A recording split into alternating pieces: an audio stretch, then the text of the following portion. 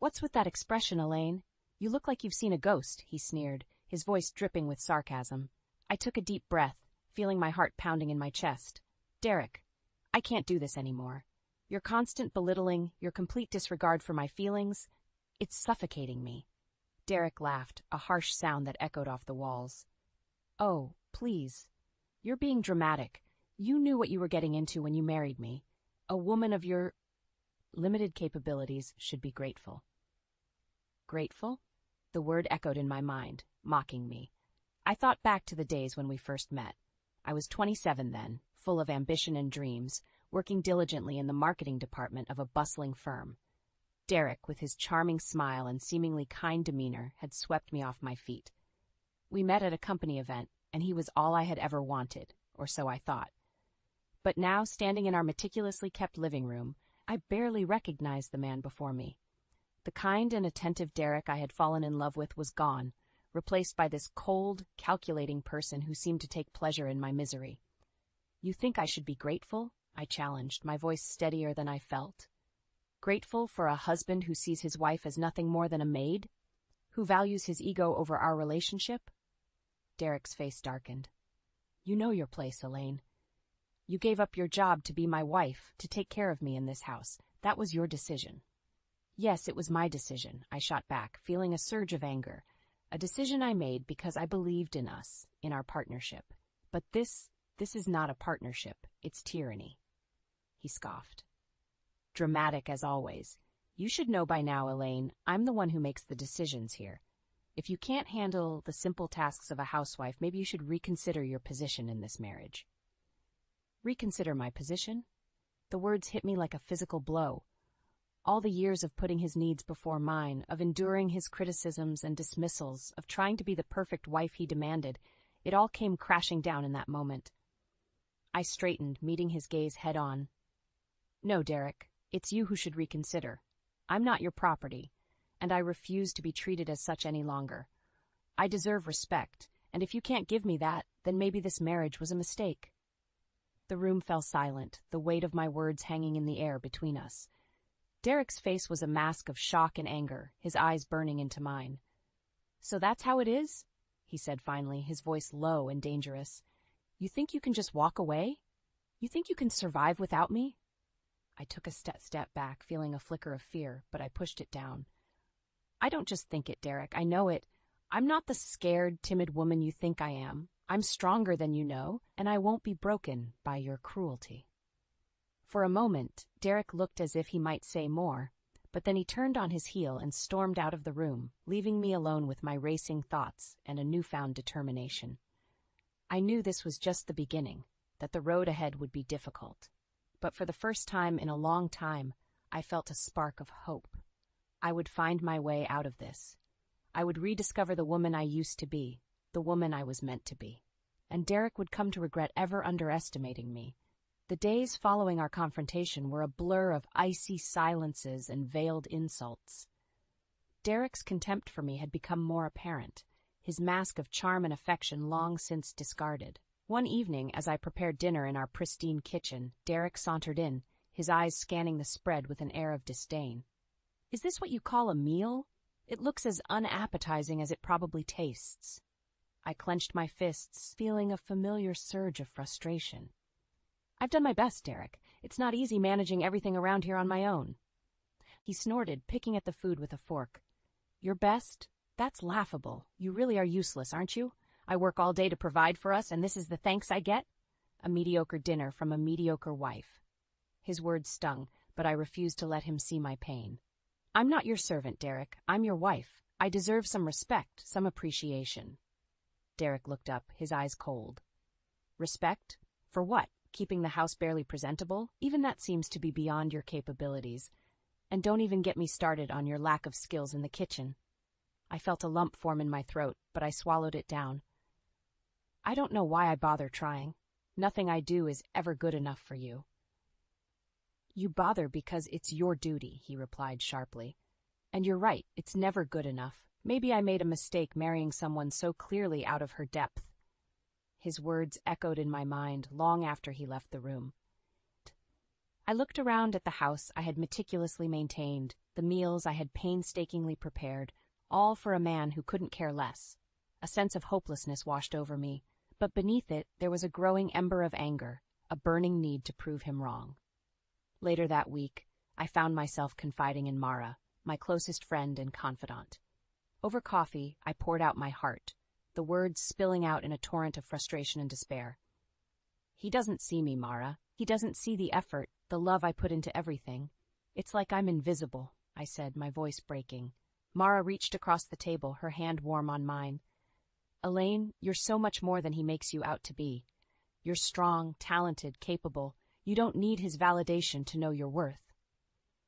Her words were a balm to my wounded soul, and in that moment something shifted within me. I realized that I had been seeking approval from a man who was incapable of giving it. I had been diminishing myself, trying to fit into the mold of the perfect wife he demanded, at the expense of my own identity. From that day on, I began to reclaim pieces of myself that I had lost along the way. I started secretly working on my graphic design skills, a passion I had abandoned for the sake of my marriage. With each design I created, I felt a sense of empowerment, a reminder of who I was before Derek tried to define me. And as I grew stronger, Derek's attempts to belittle me became less effective. His words still hurt, but they no longer had the power to break me. I was building a foundation for a new life, one where I was the architect of my own destiny. The atmosphere in our home had become a battlefield of unspoken words and simmering resentments. Derek's disdainful remarks had escalated, each one aimed to diminish and control me. But something within me had changed. The once cowering woman was slowly giving way to someone stronger, more defiant. One evening, as Derek arrived home, his usual air of self-importance was more pronounced. He dropped his briefcase by the door and surveyed the living room with a critical eye. "This place is a mess. What have you been doing all day?" I stood up, feeling a surge of defiance. "I've been working, Derek, on my graphic design projects." He laughed, a sound that sent shivers down my spine. "Working? You call that a job? It's a hobby at best, Elaine. Don't flatter yourself." His words were meant to wound, but I stood my ground. "It's more than a hobby. I'm building something for myself, something that doesn't revolve around pleasing you." Derek's expression darkened. "You're getting bold, aren't you? Remember your place, Elaine. You're my wife. That's your primary role." I met his gaze, my voice steady. "My place is not just as your wife. I am my own person, with my own dreams and aspirations." He moved closer, his presence dominating the space. "You have no dreams outside of this house. I provide for you. I give you everything you need. You should be grateful." Grateful. That word again. It echoed in my mind, mocking me. Grateful? For being treated like a possession? For having my aspirations and efforts constantly belittled? No, Derek. I'm not grateful. I'm suffocated. For a moment he seemed taken aback, his facade slipping, but he quickly regained his composure, his voice laced with venom. "You're nothing without me, Elaine. You think you can survive on your own? You'll come crawling back, begging for my forgiveness." His words were meant to break me, but they only fueled my resolve. "I won't be crawling back to you, Derek. I'm stronger than you think." As the days passed, my secret work on graphic design projects became my sanctuary. Each piece I created was a testament to my creativity and resilience. My conversations with Mara became more frequent, her words of encouragement, a lifeline in the storm that was my marriage. I knew that leaving Derek would not be easy. He had woven a web of control and dependence that I had unwittingly stepped into. But with each passing day, the web was loosening, the hold he had on me weakening.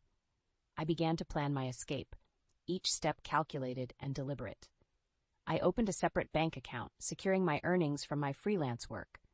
I reached out to a lawyer, discreetly inquiring about the divorce process. But most importantly, I began to rebuild the self-esteem that Derek had so systematically tried to destroy. I looked in the mirror and saw not a broken woman, but someone who was slowly piecing herself back together, someone who was ready to fight for her freedom. And as I lay in bed each night, listening to Derek's steady breathing, I knew that the time for whispers of rebellion was coming to an end. Soon it would be time for bold action, for reclaiming the life that was rightfully mine. The morning sun cast a warm glow through the curtains, but the atmosphere in our house remained cold and unyielding. Derek's contempt had become a daily ordeal, but my resolve had only strengthened. As I sat at the kitchen table, working on a graphic design project, Derek entered, his expression one of derision. "Still playing at your little hobby, I see. When will you realize it's pointless?" I didn't look up from my screen. "It's not pointless, Derek. It's my career, and it's thriving, unlike your opinion of it." He scoffed, pouring himself a cup of coffee. "A career? Don't make me laugh. You're a housewife, Elaine, nothing more. Your place is here, taking care of me, not indulging in these childish fantasies." I felt a flash of anger but kept my composure. My place is wherever I choose it to be, and right now it's here, building a future for myself. Derek slammed his cup down, coffee splashing over the rim. "You have no future outside of this house, Elaine. I won't allow it." His attempt to intimidate me was evident, but I no longer felt the fear that once gripped me. "You don't get to decide my future, Derek. I'm not your property. I'm a person with my own dreams and ambitions." He leaned in, his face inches from mine, his voice a menacing whisper. "You'll never succeed. You're weak, dependent on me for everything. You'll come crawling back, mark my words." I stood up, meeting his gaze. "I won't be crawling back to anyone, Derek. I'm stronger than you'll ever know." The days that followed were a tumultuous mix of silent treatments and bitter arguments. Derek's attempts to belittle me became more desperate, his words more cutting, but with each barb my determination only grew. My work as a graphic designer was gaining traction, my designs being noticed by larger clients. I was building a portfolio that spoke of talent and creativity, a far cry from the hobby Derek so scornfully dismissed. Mara, ever my pillar of support, was a constant source of encouragement. "You're doing amazing, Elaine," she would say. "You're proving him wrong every single day." And she was right. With each project I completed, each client I impressed, I was rewriting the narrative Derek had tried to impose on me. I was no longer the voiceless shadow in his life. I was becoming a force in my own right. The turning point came one evening, as Derek returned from work. He found me in the living room, my laptop open, displaying a particularly intricate design I had just completed. He glanced at the screen, a sneer forming on his lips. "What's this? Another one of your little projects?" I looked up, a sense of pride swelling within me. "Yes, it's my latest project, and it's not little. It's for a major client, one who recognizes my talent." Derek's sneer faltered, his eyes betraying a flicker of surprise. "A major client? I don't believe you." I stood, closing my laptop with a satisfying snap. "Believe it or not, Derek, it's true. I'm succeeding, despite your constant attempts to undermine me. I'm building a life for myself, a life where I don't need your approval or your support." For a moment, there was silence, the tension between us palpable. Then Derek turned and walked away, his usual retorts unspoken. It was a small victory, but a significant one. I knew that the battle was far from over, but for the first time I felt a real sense of hope. I was taking back control of my life, one step at a time, and with each step I was moving closer to freedom, to a future where I was the master of my own destiny. The day had arrived when the facade of our marriage could no longer be upheld. The air was thick with anticipation, a prelude to the storm that was about to erupt. Derek came home to find me packing my belongings, my graphic design equipment neatly stored in boxes. His face registered shock, then anger. "What the hell do you think you're doing, Elaine?" I continued packing, my hands steady. "I'm leaving, Derek. I can't stay in this toxic environment any longer. I'm suffocating."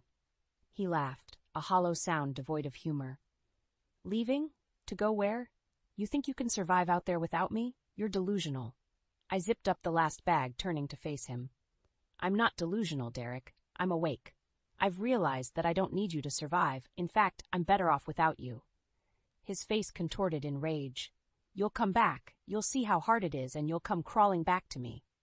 I shook my head, a sense of liberation washing over me. "I won't be coming back. My work as a graphic designer is taking off. I have clients, projects, a career. I'm not the helpless woman you think I am." Derek stepped closer, trying to intimidate me. "You think you're something special because you've got a few clients?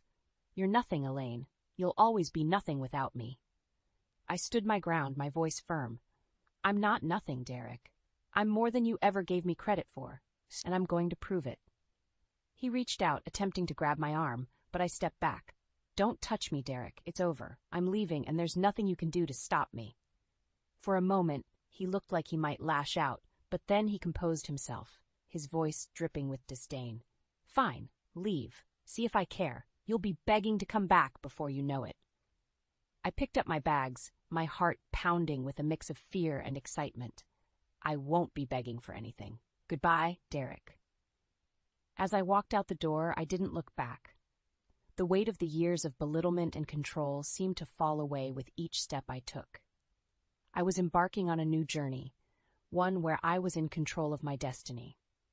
I knew the road ahead would be challenging, but I was ready to face the world on my own terms, ready to show Derek and anyone else who doubted me that I was capable, strong, and independent. And as I drove away from the house that had been my prison, I felt a surge of empowerment. I was no longer Elaine, Derek's wife. I was Elaine, the graphic designer, the artist, the survivor. In the weeks following my departure, I found both solace and challenge in my newfound independence. My career as a graphic designer flourished, each project a stepping stone towards greater achievements. Meanwhile, Derek's world was unraveling, his true nature exposed for all to see. One afternoon, Mara called me with unexpected news. Elaine, have you heard about Derek? I hesitated, unsure if I wanted to know. No, what happened? He's been fired, Mara said, her voice tinged with disbelief. Apparently, his performance had been declining for months, and after you left, it just got worse. He's lost his job. I felt a mix of shock and vindication. Derek, who had always prided himself on his career, now faced the consequences of his arrogance. I can't say I'm surprised, I replied. He was so focused on controlling me that he let his own life fall apart. But that's not all, Mara continued. He's been trying to reach out to you. He's called me a few times, asking if I knew where you were. I felt a chill run down my spine. Derek's persistence was unsettling, but I was determined not to let it shake me.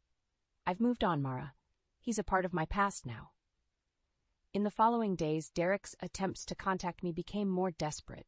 He left voicemails, sent emails, each one oscillating between pleas for reconciliation and angry accusations.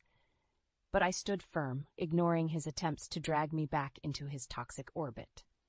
As my career took off, I was invited to showcase my work at a prominent design exhibition. It was a moment of triumph, a testament to my hard work and talent. I stood among my peers, my designs displayed for all to see, feeling a sense of accomplishment that I had never experienced with Derek. The exhibition was also where karma made its grand appearance. Derek, looking disheveled and defeated, showed up unannounced. He approached me, his eyes searching for some semblance of the control he once had. Elaine, he started, his voice unsteady. I need you. I've lost everything. Please, take me back. I looked at him, seeing the man I once thought I loved, now just a shadow of his former self. Derek, you haven't lost everything. You threw it away. You chose your ego over our marriage, your pride over our happiness. He reached out, but I stepped back. Please, Elaine, I'll change. I'll do anything. I shook my head. It's too late, Derek. I've moved on. I've found success and happiness, things I could never have with you. As I walked away, leaving Derek standing alone amidst the crowd, I realized that this was my final goodbye. The chapter of my life that included Derek was now firmly closed. In the months that followed, I heard snippets of Derek's continuing downfall. He struggled to find work, his reputation tarnished by his own actions. The man who once held himself so high had fallen, a victim of his own making. Meanwhile, my career soared. My designs were featured in magazines, my client list grew, and I found joy in my work that I had never known before. I had turned my life around, not just surviving, but thriving. As I sat in my new studio, surrounded by my artwork and the accolades of my hard-earned success, I couldn't help but reflect on the journey that had brought me here. The sun streamed through the large windows, casting a warm glow over the room, mirroring the lightness I felt in my heart. Mara visited me that afternoon, her face bright with a smile as she looked around. Elaine, you've done it. You're truly an inspiration. I smiled back, a sense of contentment washing over me. It's been a journey, Mara, but every step was worth it. We sat down with cups of coffee, the aroma blending with the scent of fresh paint and paper. Do you ever think about Derek? Mara asked cautiously. I paused, the memories surfacing briefly. I do, sometimes, but not with anger or regret. He was a part of my path, a difficult chapter that led me to where I am now. Mara nodded, understanding in her eyes. And now you're free, living the life you were meant to. Yes, I agreed, gazing out the window. Free to create, to live, to be me. Derek's hold on me, his attempts to diminish me, they're just echoes of the past now. The conversation shifted to my upcoming projects, the excitement of new challenges and opportunities. But as Mara spoke, I found my thoughts drifting back to the person I was when I was with Derek. That Elaine was like a distant shadow, a reminder of how far I had come. After Mara left, I took a moment to savor the quiet of my studio. The struggles, the pain, the liberation, they had all woven together to create the tapestry of my life. And in that tapestry, the dark threads served only to make the bright colors shine even brighter. I realized then that my story was not just about escaping Derek's shadow. It was about discovering my own light, the strength, resilience, and talent that had always been within me, waiting to be acknowledged and embraced. As the day gave way to evening, I looked at the designs lining the walls of my studio. Each one was a piece of me, a part of my journey. I had not only survived, I had thrived. And in thriving, I had found a peace that was more profound than any revenge. The chapter of my life with Derek had ended, but my story was just beginning. A story of triumph, of finding joy in the midst of sorrow, of rising from the ashes to create something beautiful. As the last rays of the sun faded, I turned off the lights in my studio and stepped out into the cool evening air. The world lay before me, vast and full of possibilities. And I, Elaine, once a shadow, now a source of light, was ready to embrace whatever came next.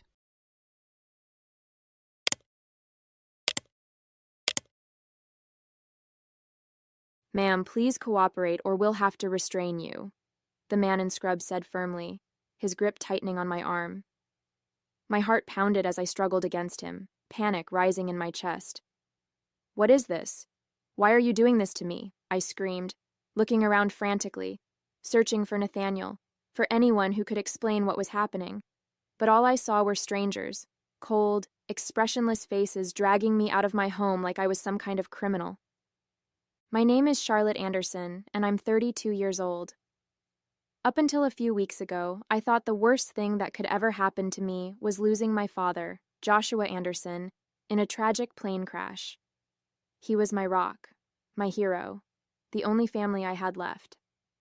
But that morning, as I was forced into an unmarked van and taken to a place I didn't understand, I realized my nightmare had only just begun.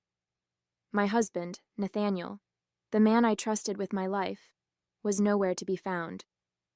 The drive felt like it lasted forever, though I couldn't tell you exactly how long. My sense of time was warped by the panic coursing through my veins. I tried asking questions, begging for answers, but no one would speak to me. The van smelled sterile, like disinfectant, and the hum of the engine was the only sound. When we finally stopped, the doors opened to reveal a tall, ominous building surrounded by a high fence. A chill ran down my spine as they led me inside, their hands gripping my arms like I might bolt at any second. The place felt wrong from the moment I stepped through the doors. The walls were an unwelcoming shade of beige, and the faint smell of cleaning chemicals mixed with something sour lingered in the air. People in white coats moved briskly through the halls, avoiding eye contact, as if I didn't exist. I asked again, demanded, really, what this was about. "There's been a misunderstanding," I said, my voice cracking. "You have the wrong person." But no one answered. Instead, they handed me a plain set of clothes and told me to change. As soon as I stepped inside, a tall man in a crisp white coat approached me, his expression unsettlingly calm. "Ms. Anderson, I'm Dr. Paul Reynolds," he said, extending a hand I couldn't bring myself to shake. "I'm the director here, and I want to assure you that you're in a safe place." His voice was steady, almost soothing, but there was a coldness in his eyes that made my stomach churn. I didn't feel safe, not even close. "What is this place? Why am I here?" I demanded, my voice trembling. He sighed, as if he'd dealt with this 100 times before. "I understand you're confused, but this is for your own good," he said, ignoring my question. "Your husband expressed deep concerns about your well-being following your father's passing. He's worried about you, Charlotte. My blood ran cold at the mention of Nathaniel. This wasn't concern. This was a betrayal. Not long ago, my life seemed perfect. I had a loving husband, a beautiful home, and the kind of life most people could only dream of. My father, Joshua Anderson, was my anchor, the man who had raised me single-handedly after my mom died when I was a little girl. He was my hero, my protector, and the one person who truly understood me. But everything came crashing down when his private jet went down without warning. One phone call was all it took to shatter my world. I remember the exact moment I got the call. I was in the middle of organizing a fundraiser for one of my father's charities when my phone buzzed. "Ms. Anderson, we're so sorry to inform you." The rest of the words blurred as my knees buckled and I sank into the nearest chair. A plane crash. No survivors. It felt unreal, like some cruel joke. My dad, my hero, was gone. Days later at the funeral, I stood next to my husband as condolences from strangers poured in. The grief was overwhelming, but nothing prepared me for the aftermath, the cold, clinical reading of my father's will, where I learned I was the sole heir to everything he had built. The weight of the Anderson empire was now mine to carry, and I didn't even have time to process the loss before I was thrust into a world of boardrooms and financial decisions I never asked for. Days later, at the funeral, I stood next to my husband, Nathaniel, and his mother, Martha, as condolences from strangers poured in. Martha gripped my hand tightly, her eyes brimming with what seemed like sympathy. But something about her touch felt off, too firm, too calculated. The grief was suffocating, a haze that dulled everything around me, but I tried to focus on my father's memory, as the man who built an empire and still managed to be my everything. But nothing prepared me for what came after, the cold, clinical reading of my father's will. Nathaniel sat beside me, offering quiet reassurance as the lawyer explained the details. "Charlotte, you are the sole heir to your father's estate," he said, his voice steady. "Everything, his shares in Anderson Steel, the properties, the investments, was mine." I remember glancing at Nathaniel, who gave me a small, supportive smile, and then at Martha, whose face was unreadable. The weight of the Anderson empire landed squarely on my shoulders, and I barely had time to process the loss before I was thrust into a world of boardrooms, legalities, and decisions I never asked for. Now I was sitting in a stark, cold room inside a mental institution, and I still didn't understand what was happening to me. The fluorescent lights buzzed overhead, and the walls were an empty, lifeless beige. My head was spinning with questions, but no answers were coming. I replayed Dr. Reynolds's words over and over in my mind. "This is for your own good. Your husband is deeply concerned about you." Concerned? Nathaniel had never mentioned anything about this, and how could he do this without even speaking to me? Every time I asked for an explanation, I was met with the same dismissive response. "It's all in your best interest."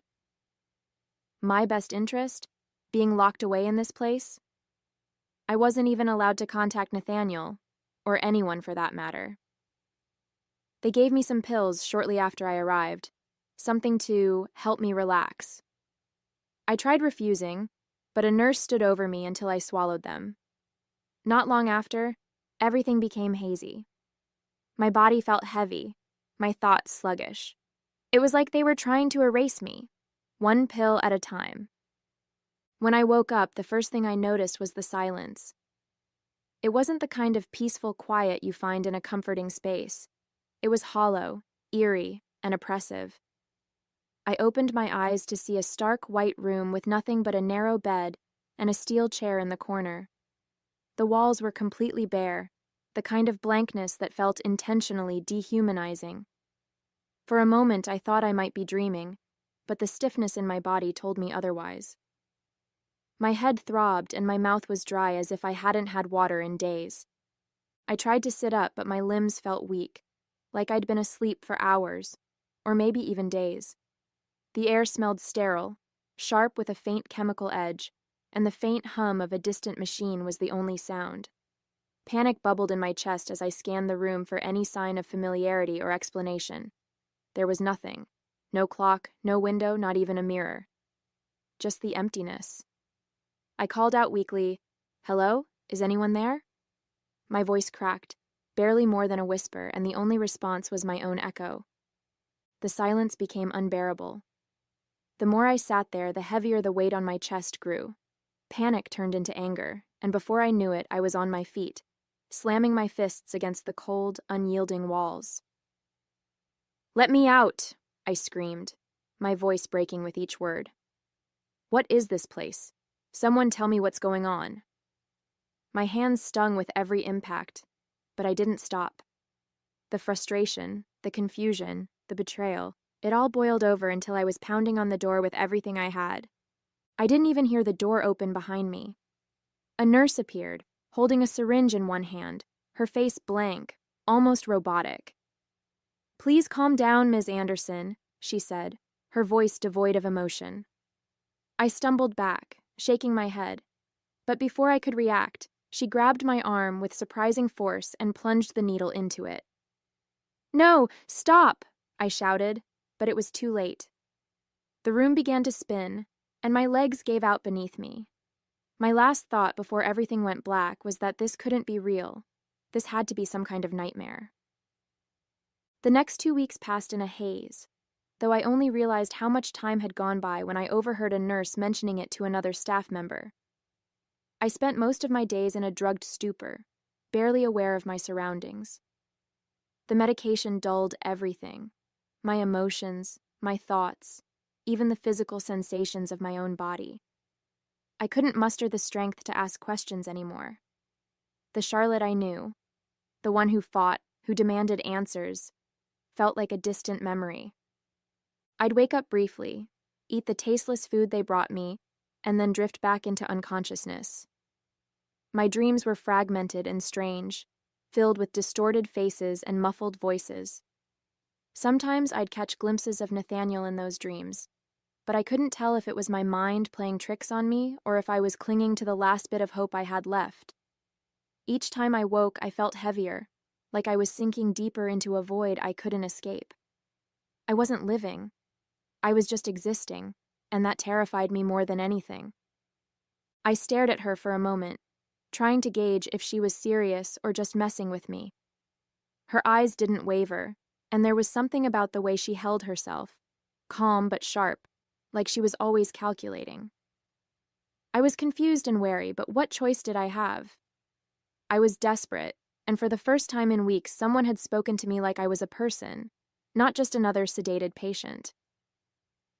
"What do you mean?" I whispered back, my voice hoarse from disuse. Lily leaned in closer, her voice barely audible. "This place isn't just for the mentally ill," she said, glancing around to make sure no one was listening. "People end up here because someone wants them gone. You think you're the first?" My stomach twisted at her words, but I didn't have time to process them before she sat back, acting like nothing had happened. "You can either trust me or you can stay here and rot," she said casually, stabbing her fork into a sad pile of carrots. Trouble or not, I knew one thing. She might be my only chance to get out of this hell. Later that day, during the brief free time they allowed us in the common area, Lily found me again. She sat down next to me, keeping her tone casual as if we were old friends chatting. "I've gotten out of here before, you know," she said, twirling a strand of her dark hair between her fingers. I glanced at her, trying to mask my surprise. "You've escaped?" I whispered, barely believing what I was hearing. She nodded, a smirk tugging at the corner of her mouth. "A few times. It's not as hard as you think, but they always find me. The streets aren't exactly forgiving, and I stick out too much after a few days. They catch me, bring me back, drug me up for a while, and act like I never left." Her voice was steady, almost nonchalant, but I could see a flicker of frustration in her eyes. "But you," she added, looking straight at me. "You're different. You don't belong here, and you've got something they want to keep locked away. That makes you dangerous to them, and that means we have a better chance if we work together." Lily leaned in closer, her voice barely above a whisper. "I got caught again the day before you arrived," she admitted, her smirk fading for the first time. I was so close, but they picked me up a few streets over. Same routine, dragged me back here, pumped me full of meds, and threw me in isolation for a few days. But this time, I've been watching, studying the new guards. They're not as sharp as the old ones. I raised an eyebrow, skeptical but intrigued. New guards? I asked quietly, my voice trembling with both curiosity and fear. She nodded, her dark eyes glinting with determination. Yeah, the night shifts especially. They're lazy, distracted. I've been mapping their routines during meals, free time, and lights out. I know when the hall cameras are watched and when they aren't. She glanced around the room, her gaze darting between the other patients and the staff. If we do this right, they won't even see us coming. For the first time in weeks, I felt a flicker of something I hadn't dared to feel. Hope. Over the next few days, Lily and I quietly started piecing together a plan. She'd whisper to me during meals, or in the common room when no one was close enough to overhear. Every detail mattered. What time the night shift guards switched, which doors were left unlocked for staff convenience, and the quickest route to the outer gate. Timing is everything, Lily said one evening, her voice barely audible as she pretended to stir her bland soup. If we get caught, it's game over. They'll double the meds and we'll never get another chance. We decided on 2 nights from then, during the dead hours when the staff was at its laziest. Lily would create a distraction near the nurses' station to pull their attention, while I slipped into the hallway with a stolen keycard she had managed to swipe during one of her earlier outings. Once the hall was clear, we'd meet at the back exit and slip out through a maintenance door she swore hadn't been locked in months. It's risky, she said, her voice serious for the first time. But it's the only shot we've got. I nodded, swallowing hard. Risky didn't even begin to cover it, but staying here wasn't an option. The night of the escape, my heart pounded so loudly I was sure it would give us away. Lily's timing was flawless. She managed to knock over a cart near the nurses' station, sending trays and equipment crashing to the floor. The noise echoed through the halls, drawing the attention of the guards like clockwork. I slipped out of the common room, clutching the stolen keycard so tightly it dug into my palm. My legs still felt weak from the medication, but adrenaline pushed me forward. Lily met me at the maintenance door, her face flushed but focused. We were halfway to the outer wall when the shouts started. "Stop them! They're escaping!" My chest tightened as I glanced back to see 2 guards sprinting toward us, flashlights cutting through the darkness. Panic surged through me, but Lily grabbed my arm and pointed ahead. "Go! The wall's just up there," she hissed. I didn't have time to think. I ran toward the towering barrier, every step burning as if my legs might give out. When I reached the wall, I clawed at the rough surface, forcing myself to climb even though my arms felt like lead. Behind me, I heard Lily yell, "Keep going, Charlotte, don't stop."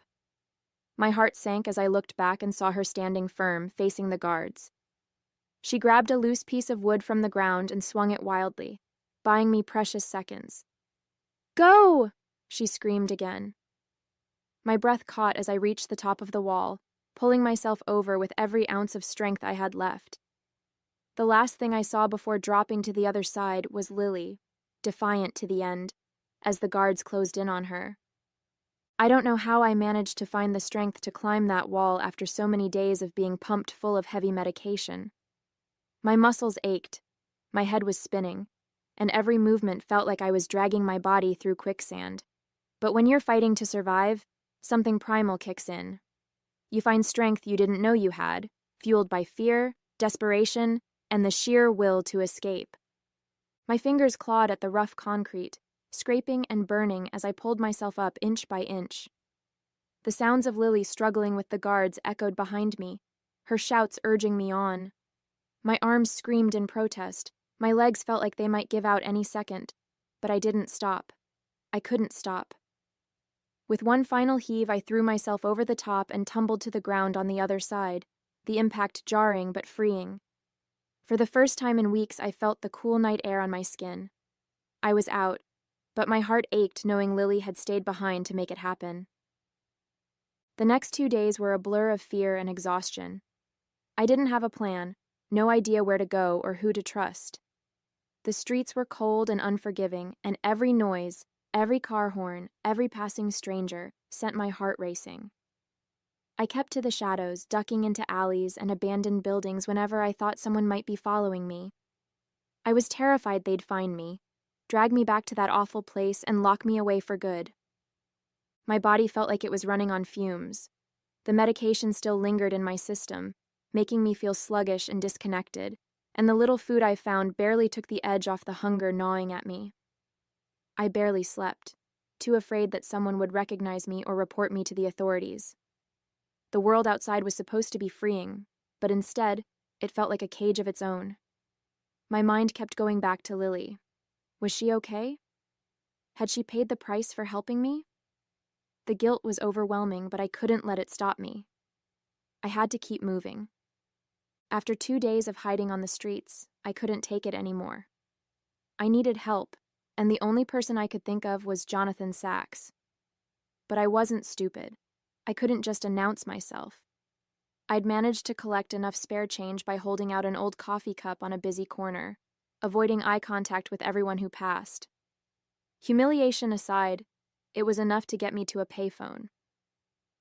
I dialed the Anderson Steel main number, my fingers shaking as I pressed each button. When the receptionist answered, her tone was clipped and professional.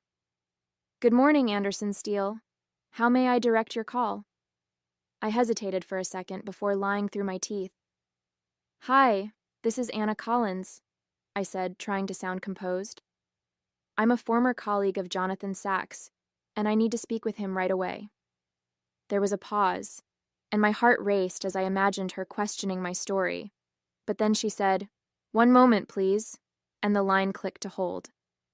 I let out a shaky breath, clinging to the faint hope that he'd actually pick up. When the line finally connected, I heard Jonathan's voice on the other end. It was steady and professional, just as I remembered from the few times I'd seen him with my father. "This is Jonathan Sachs," he said. I hesitated, gripping the phone so tightly my knuckles turned white. "Jonathan," I started, my voice trembling. "It's me, Charlotte." There was a long pause, and I could hear the faint rustling of papers in the background. "Charlotte?" he finally said, his tone a mix of disbelief and caution. "Where are you? Everyone thought—" I cut him off before he could finish. "I can't tell you where I am," I said quickly, glancing over my shoulder as if someone might be watching. "But I need your help. I've been locked away in a mental institution, Jonathan. They drugged me. They said I was a danger to myself, but it's not true." My voice cracked, and I could feel the tears threatening to spill. "It was Nathaniel and his mother. They did this to me." When the line clicked and I heard Jonathan's voice, steady and professional, I took a deep breath to steady myself. "Jonathan," I said quietly, glancing around to make sure no one was nearby. "It's me, Charlotte." There was a pause, and I could almost hear his confusion. "Charlotte? Where have you been? Everyone thought—" I cut him off, my voice sharper than I intended. "I can't explain over the phone. I need you to meet me, alone." He hesitated, and I could hear the doubt creeping into his tone. "Charlotte, are you okay? What's going on?" I pushed through the knot in my throat. "Please, Jonathan, just meet me. And you have to swear to me you won't tell Nathaniel or Martha." Another pause, longer this time, before he finally said, "All right, where do you want to meet?" Jonathan arrived at the park just as the sun was beginning to set, casting long shadows across the empty benches. I stayed hidden near a tree, watching him from a distance for a moment to make sure he was alone. When I finally stepped out, his face went pale.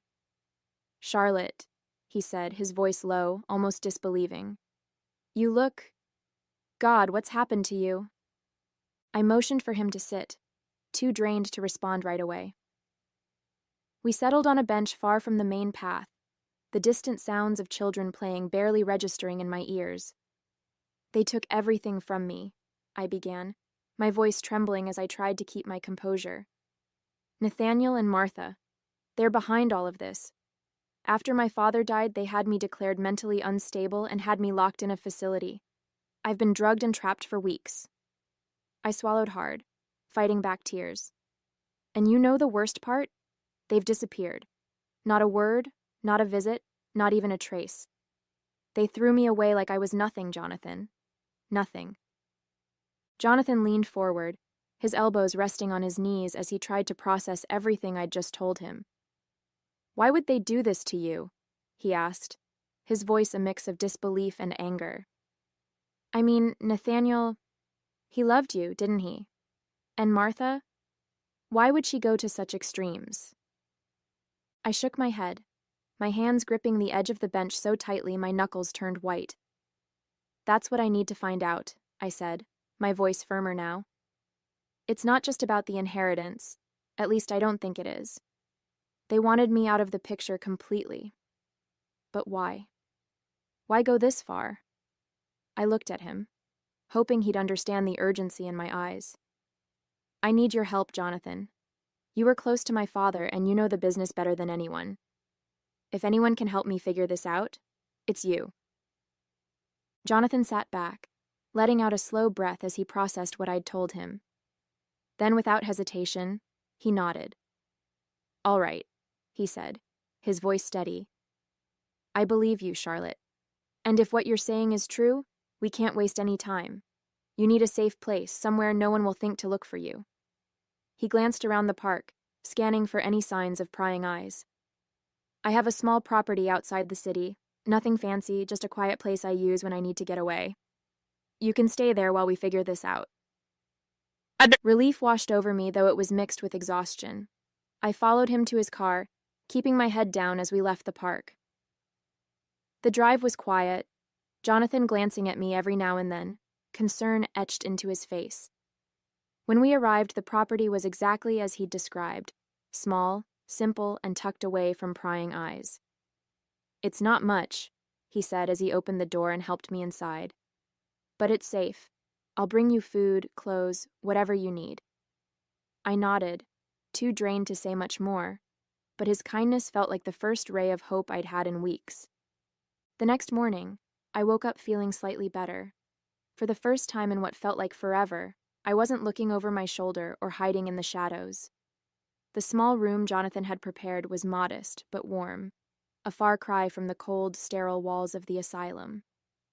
I stretched gingerly, my body still aching from days of fear and exertion, but the clarity in my mind was something I hadn't felt in weeks. Jonathan arrived shortly after with a bag of groceries and a determined look on his face.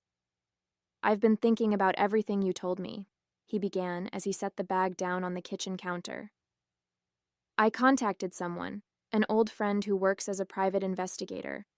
I told him what little I know, and he's agreed to help. We need to figure out exactly what Nathaniel and Martha did, who they worked with, and why.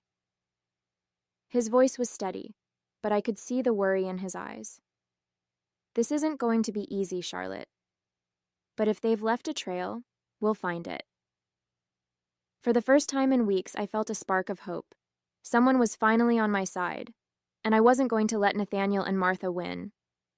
A week later, the door creaked open, and Jonathan stepped inside, his face grim but focused. Behind him followed a man who looked like he belonged on the cover of a detective novel, tall, sharp-eyed, with an air of quiet authority. He carried a weathered leather briefcase in one hand and nodded politely at me as Jonathan introduced him. Charlotte, this is David Harper. He's the private investigator I hired. David, this is Charlotte. David set his briefcase on the small kitchen table and opened it with practiced precision. Ms. Anderson, I've spent the last week piecing together what happened to you, he began, pulling out a thick stack of documents, photos, and handwritten notes. It's worse than we initially thought, and frankly, it's astonishing how far they went to cover their tracks. He laid out the first set of papers, official-looking forms with signatures and seals. This, he said, pointing to a medical report, is a fraudulent psychiatric evaluation. Nathaniel and Martha hired a psychiatrist, Dr. Evelyn Marks, to fabricate this report. It states that you were a danger to yourself following your father's death, and that you needed immediate psychiatric intervention. I stared at the document, my stomach turning. But how could they make that stick? I was fine. Grieving, But fine. David nodded grimly. They knew grief alone wouldn't hold up, so they exaggerated your behavior. Claims of paranoia, erratic mood swings, even self-harm, none of which were corroborated. That report was the foundation for what came next. He slid another paper forward. This is the expedited court order, signed by Judge Leonard Grayson, a name that appears on several questionable cases I've investigated before. He was bribed to fast-track the order, bypassing the usual scrutiny. Jonathan leaned against the wall, his arms crossed, his face growing darker with every word. David continued, pulling out another set of documents. Once the court order was signed, it was sent directly to the facility where you were admitted. The owners of that institution, Dr. Paul Reynolds and his partners, are known for accepting high-profile patients with special circumstances. They've been under the radar for years, taking bribes to keep people out of sight and under control. He placed a photo of Reynolds and Nathaniel, shaking hands at what appeared to be a private meeting.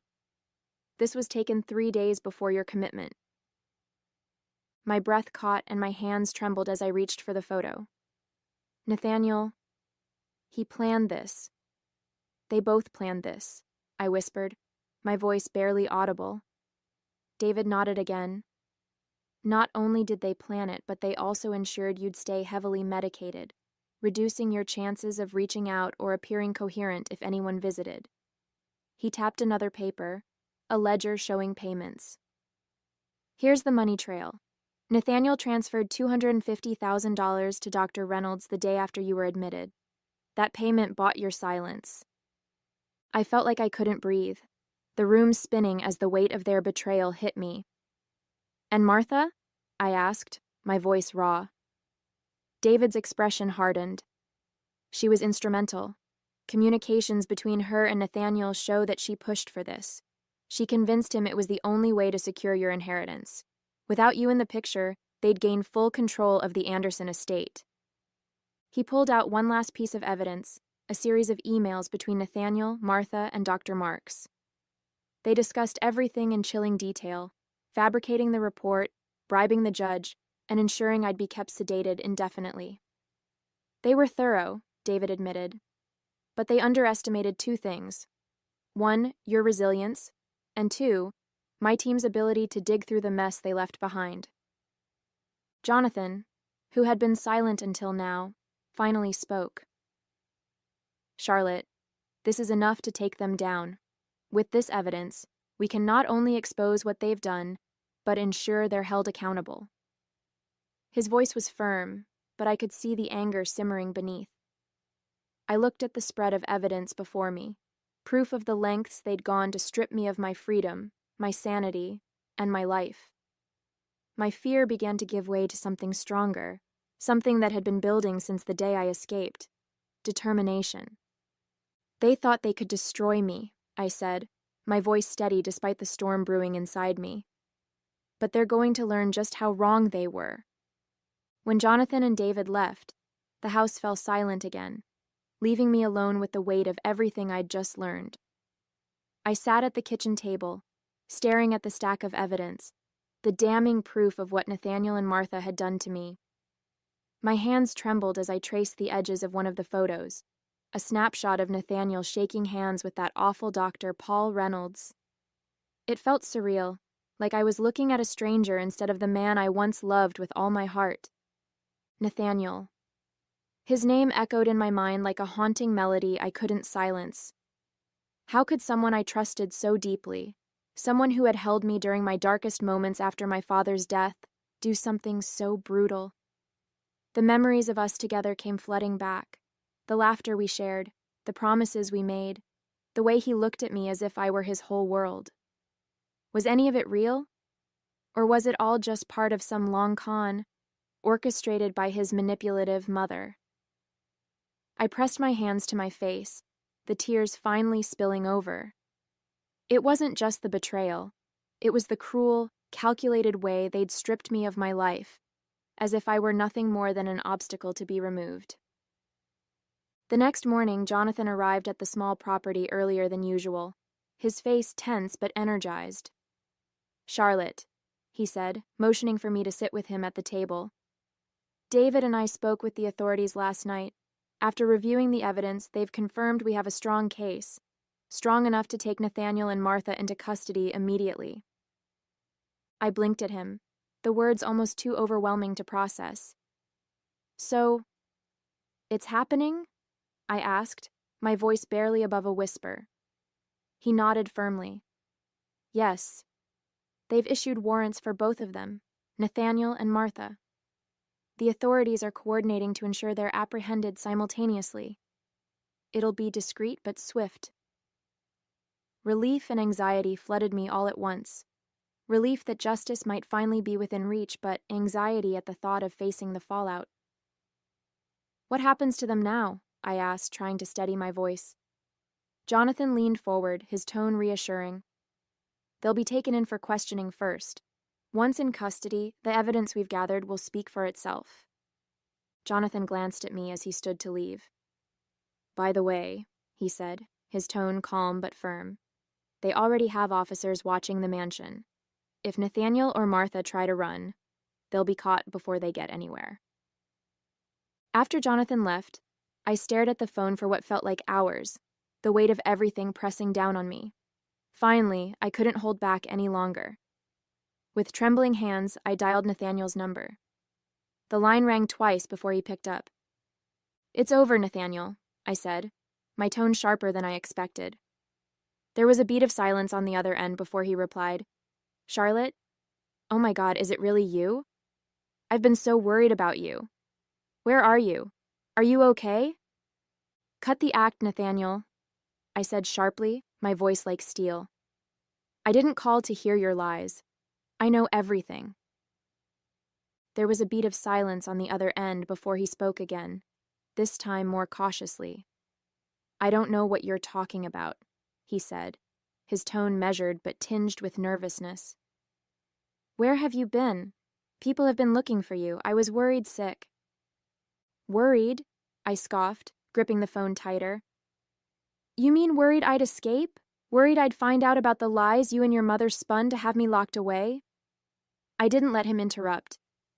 Save it, Nathaniel. I know about the fake diagnosis, the bribes, the payments to keep me drugged and out of the way. It's over. Nathaniel hesitated, his voice faltering slightly. Charlotte, I don't know where you're getting this from, but you've been through so much lately. Maybe you're confused. Don't you dare patronize me, I snapped, cutting him off. You think I don't know what you've done?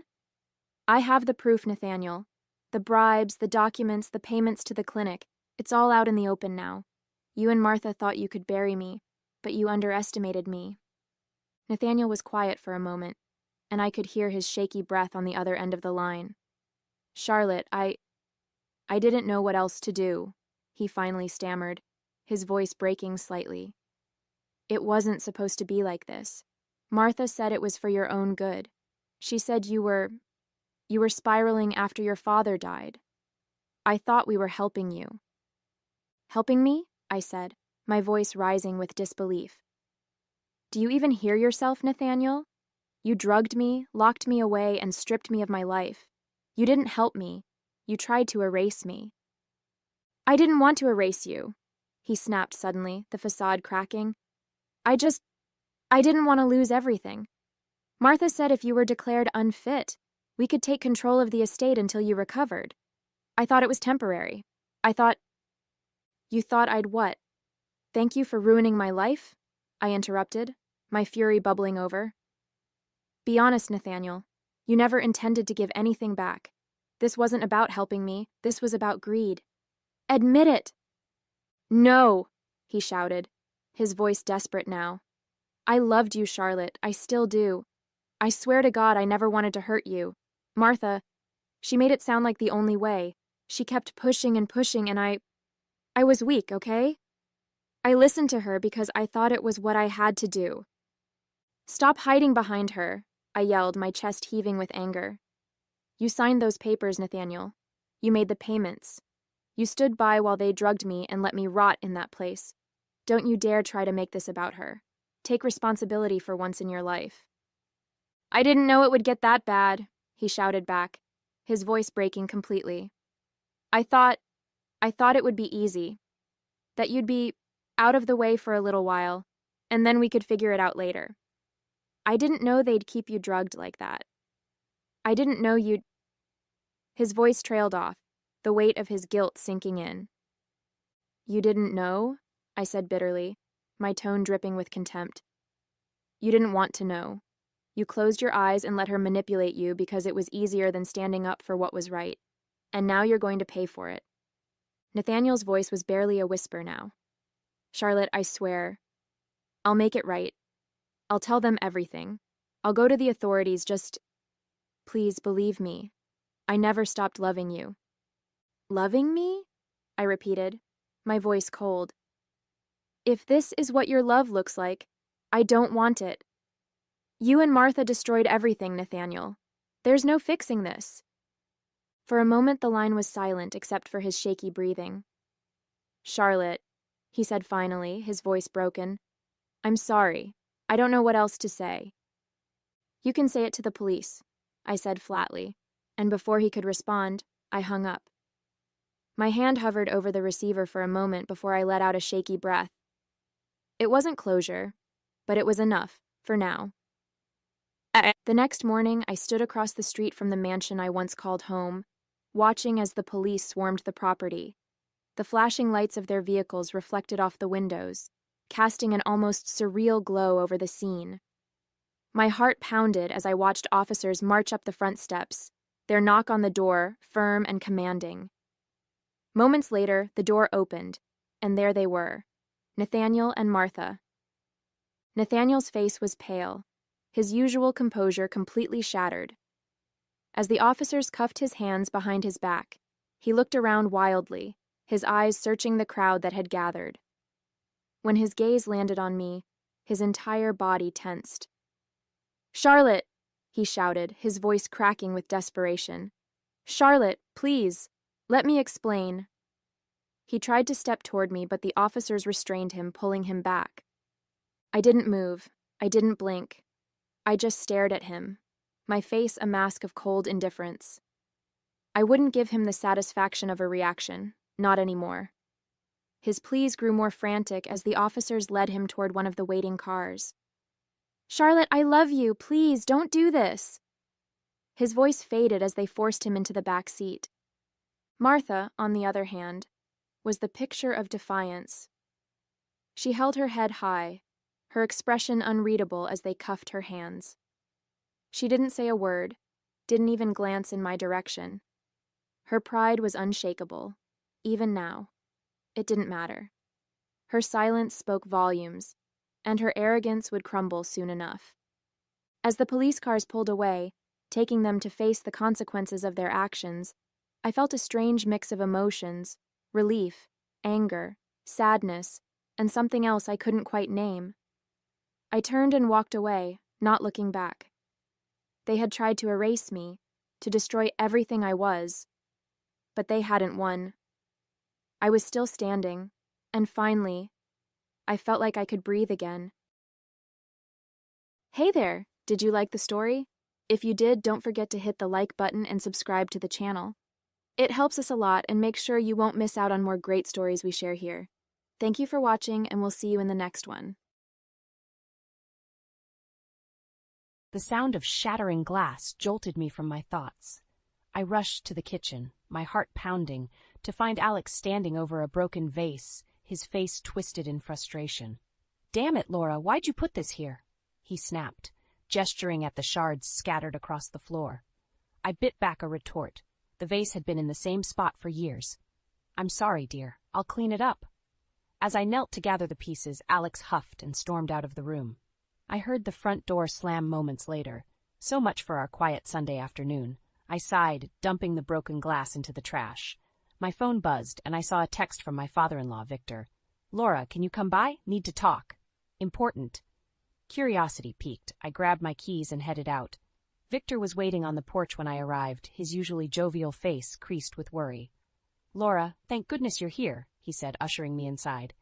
Is Alex with you? I shook my head. He went out. What's wrong, Victor? He led me to the living room, where we sat on the floral-patterned couch. I need to tell you something, but you have to promise to keep it between us. Of course, I said, concern growing. What is it? Victor took a deep breath. I went to the doctor last week. The results, they're not good, Laura. I have cancer, stage 4. The words hit me like a physical blow. Oh, Victor, I whispered, reaching for his hand. I'm so sorry. Does Judith know? He shook his head. No, and I don't want her to. Not yet. You know how she gets. I did know. My mother-in-law's overbearing nature would only make things worse. But Alex. Not Alex either, Victor said firmly. Please, Laura, I need time to process this myself before I deal with their reactions. I nodded, though keeping such a secret felt wrong. What can I do to help? Just be here, he said, squeezing my hand. I may need someone to talk to, someone who won't fuss or panic. Of course, I promised. Anything you need. As if on cue, we heard the front door open. Judith's voice rang out. Victor, are you home? Victor's eyes widened in panic. I squeezed his hand reassuringly before calling out. In here, Judith. Just stopped by for a quick hello. Judith appeared in the doorway, her eyes narrowing as she took in the scene. Laura, what a surprise. I stood, forcing a smile. I was just leaving, actually. Thanks for the chat, Victor. As I moved to leave, Judith's hand on my arm stopped me. Before you go, dear, have you given any thought to what we discussed? About the summer house? I blinked, confused. I'm sorry? The inheritance, dear, Judith said, her voice sickly sweet. Victor and I aren't getting any younger, you know. It's important to have these things sorted out. I glanced at Victor, who looked uncomfortable. I don't think now's the time. Nonsense, Judith interrupted. It's never too early to plan. We wouldn't want any misunderstandings later on. The implication in her words made my skin crawl. I forced another smile. Of course not, but I really must be going. As I drove home, my mind raced. Victor's illness, Judith's thinly veiled greed, Alex's indifference, it was all too much. I pulled into our driveway, steeling myself for whatever mood Alex might be in. The house was quiet when I entered. I found Alex in his study, engrossed in something on his computer. Hey, I said softly. Everything okay? He barely glanced up. Fine. Where were you? Just visiting your parents, I said, watching his reaction carefully. Your dad seemed off. Alex shrugged. Probably just tired. Did Mom say anything about the will? His casual tone sent a chill down my spine. The will? Why would she? No reason, he said quickly. Just curious. As I left the room, a sinking feeling settled in my stomach. Something was very wrong in this family, and I was caught right in the middle of it. The next morning, I woke to an empty bed. Alex had already left for work, not bothering to say goodbye. I sighed, pushing away the hurt. There were more pressing matters to attend to. I arrived at Victor's house just after 9, armed with homemade soup and a forced smile. Judith answered the door, her eyes narrowing suspiciously. Laura, what are you doing here? I held up the soup container. I thought I'd bring something over for Victor. He mentioned not feeling well yesterday. Judith's lips thinned. How thoughtful. I'm sure he'll appreciate it, though. He's resting now. As she spoke, Victor appeared behind her. Is that Laura? Come in, dear. Judith's scowl deepened, but she stepped aside. I followed Victor to the living room, feeling Judith's eyes boring into my back. How are you feeling? I asked softly once we were seated. Victor glanced towards the kitchen where Judith had disappeared. Not great, he admitted. The pain's getting worse. My heart ached. Have you considered telling them? They should know, Victor. He shook his head firmly. Not yet. Judith would smother me. And Alex? He trailed off, a look of disappointment crossing his face. I understood. Alex's indifference towards his father was painfully obvious. At least let me help more, I pleaded. I could drive you to appointments, bring meals.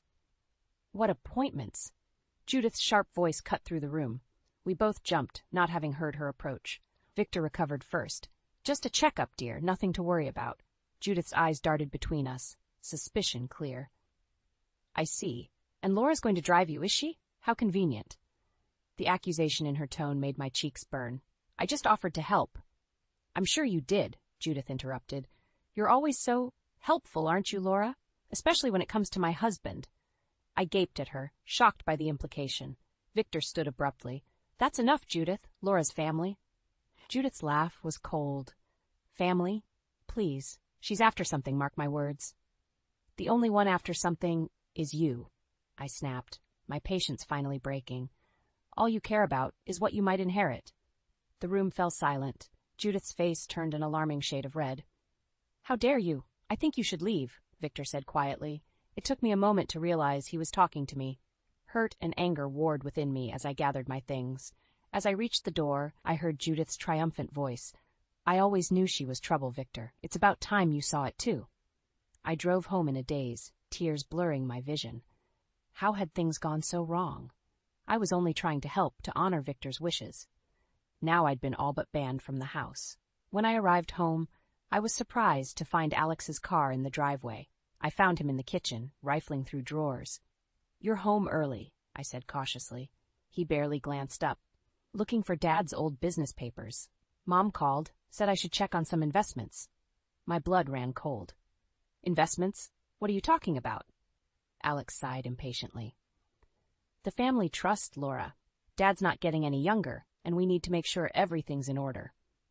I couldn't believe what I was hearing. Your father isn't even dead, and you're already divvying up his assets? Don't be dramatic, Alex scoffed. It's just good planning, not that you'd understand. The casual cruelty of his words stung. You should be more concerned about your father's health than his money, I said, my voice shaking. Alex finally looked at me, his eyes narrowing. What's that supposed to mean? Do you know something? I hesitated, torn between keeping Victor's secret and exposing the truth. Before I could decide, Alex's phone rang. He answered, turning away from me. Mom? Yeah, I'm looking now. Don't worry, we'll figure it out. As he spoke, a realization hit me like a thunderbolt. Alex and Judith were in this together, plotting behind Victor's back, and I was the only one who could stop them. I couldn't shake the feeling of dread that had settled in my stomach. For days, I'd been trying to reach Victor, but my calls went unanswered. Even my attempts to visit were thwarted by Judith's icy presence at the door. He's resting, she'd say, her eyes gleaming with barely concealed triumph. Best not to disturb him. On the 5th day, I decided enough was enough. I drove to their house, determined to see Victor no matter what. But as I pulled up, I saw an ambulance in the driveway, its lights flashing silently. My heart pounding, I rushed to the front door. It swung open before I could knock, revealing Alex's ashen face. What happened? I demanded, pushing past him. Dad's gone, Alex said, his voice hollow. He passed in his sleep. The world tilted beneath my feet. No, I whispered. That's impossible. I just spoke to him last week. He was fine. Alex's eyes narrowed. Was he? You seemed awfully concerned about his health lately. What did you know, Laura? Before I could respond, Judith appeared, her face a mask of grief. But there was something in her eyes, a calculating gleam that made my skin crawl. Oh, Laura, she said, her voice dripping with false sympathy. If only you'd been here. Victor asked for you, you know, right at the end. The accusation in her words was clear. I felt my cheeks burn with anger and guilt. I tried to come, I said. You wouldn't let me in. Now, Judith soothed, patting my arm. There's no need for hysteria. What's done is done. As the paramedics wheeled Victor's body out, covered in a sheet, I felt a piece of my heart break. I'd failed him. I should have told Alex and Judith about his illness, should have insisted on being there. We'll need to start planning the funeral, Alex said, his voice oddly detached. Mom and I were thinking you could handle the arrangements, Laura. You're good at that sort of thing. I stared at him, incredulous. You want me to plan the funeral? For your father? Judith nodded, her eyes glittering. It's the least you could do, dear. After all, you weren't here when he needed you most. The unfairness of it all threatened to choke me, but as I looked at their expectant faces, a sudden clarity washed over me. They were setting me up, using me as a scapegoat for their own neglect. Fine, I said, my voice steady. I'll take care of everything. As I turned to leave, I heard Judith murmur to Alex, make sure she doesn't go overboard. We don't want to deplete the estate unnecessarily. I clenched my fists, fighting back tears of rage. How could they be so callous, so focused on money when Victor had just died? Back at home, I sat at the kitchen table, surrounded by funeral brochures and to-do lists. But my mind was elsewhere, replaying every interaction with Victor over the past weeks. Something wasn't right. Victor had been ill, yes, but not on death's door. And the way Alex and Judith were acting, it was all wrong.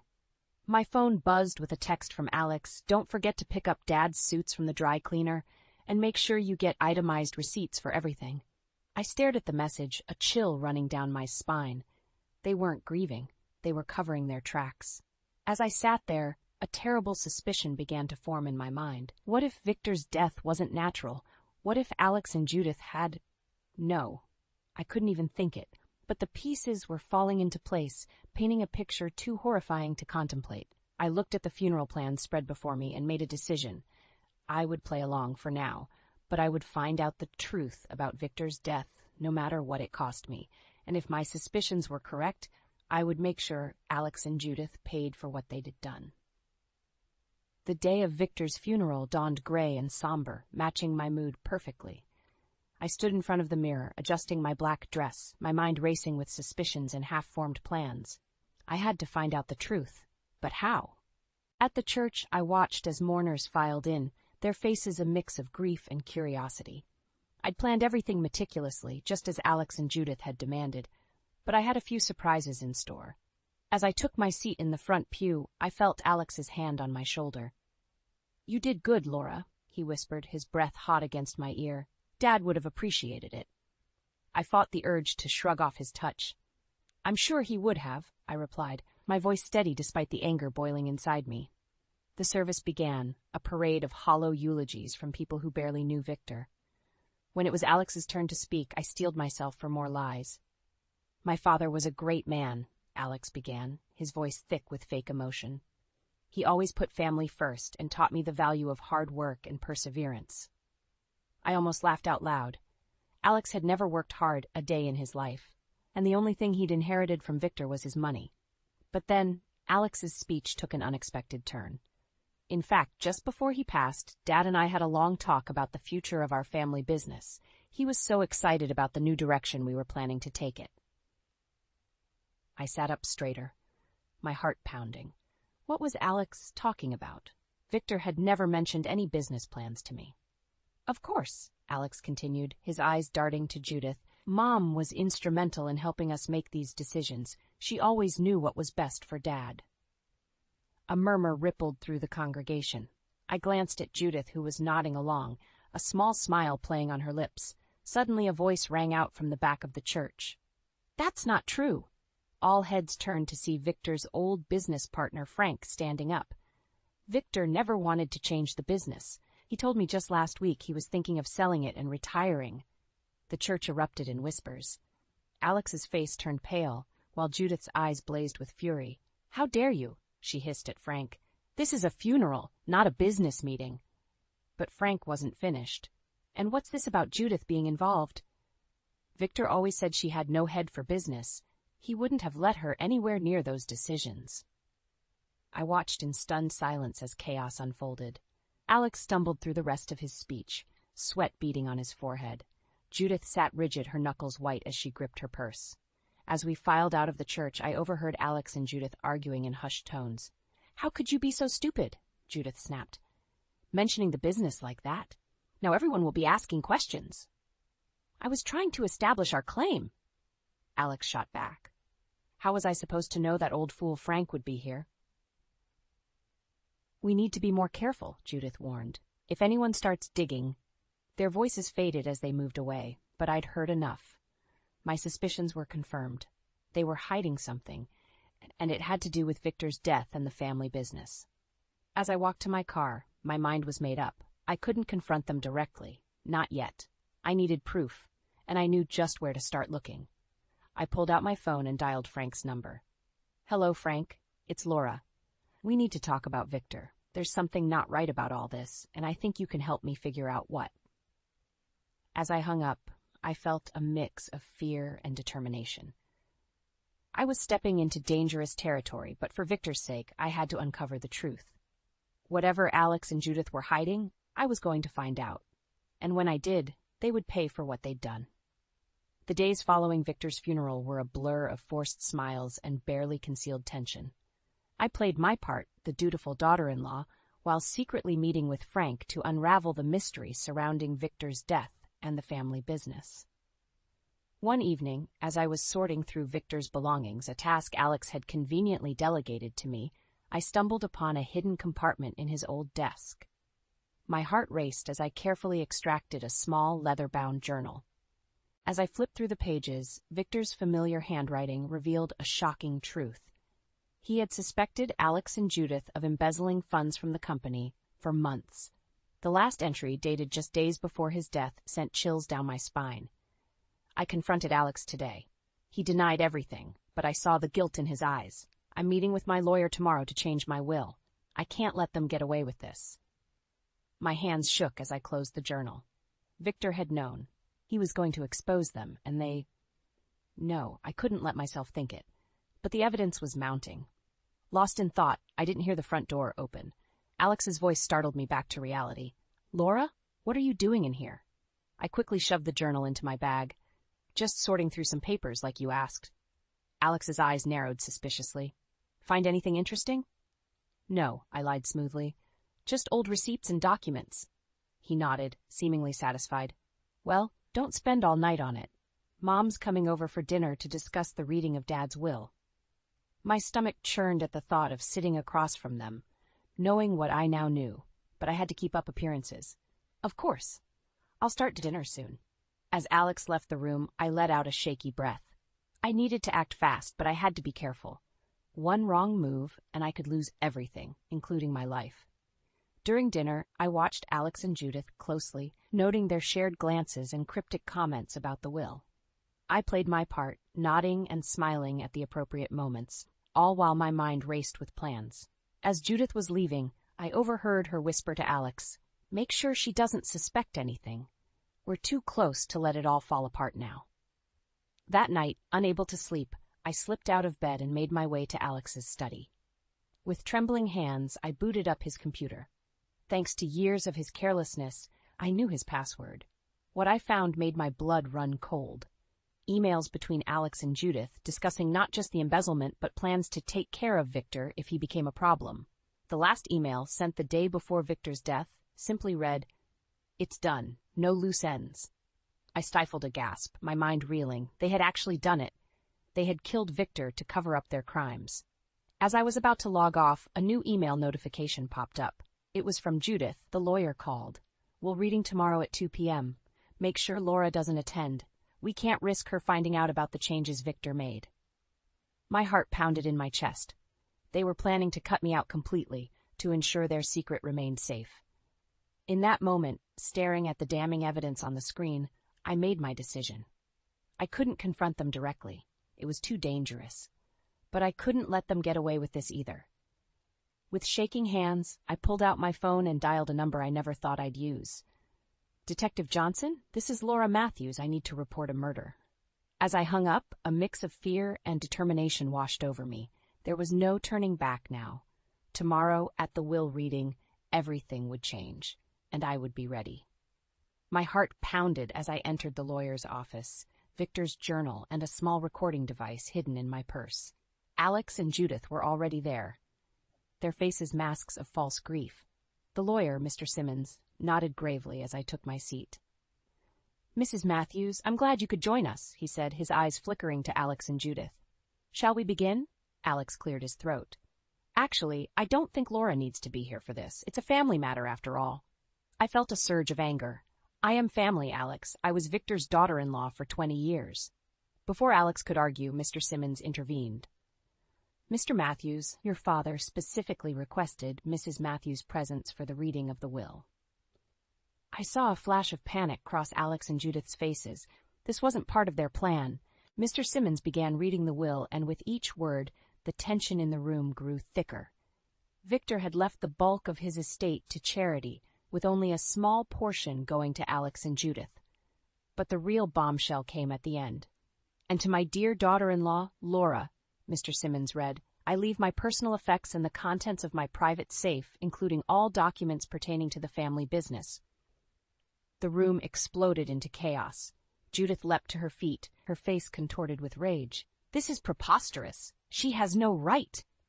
Alex grabbed my arm, his fingers digging painfully into my skin. "What did you do?" he hissed. "What lies did you tell my father?" I wrenched my arm free, my voice steady despite my racing heart. "I didn't tell him anything, Alex. But maybe you should explain what you and your mother have been up to. Mr. Simmons looked bewildered. I'm not sure I understand. Oh, I think you will, I said, pulling out Victor's journal and the recording device. I have evidence of embezzlement and... worse. Alex lunged for the journal, but I was quicker.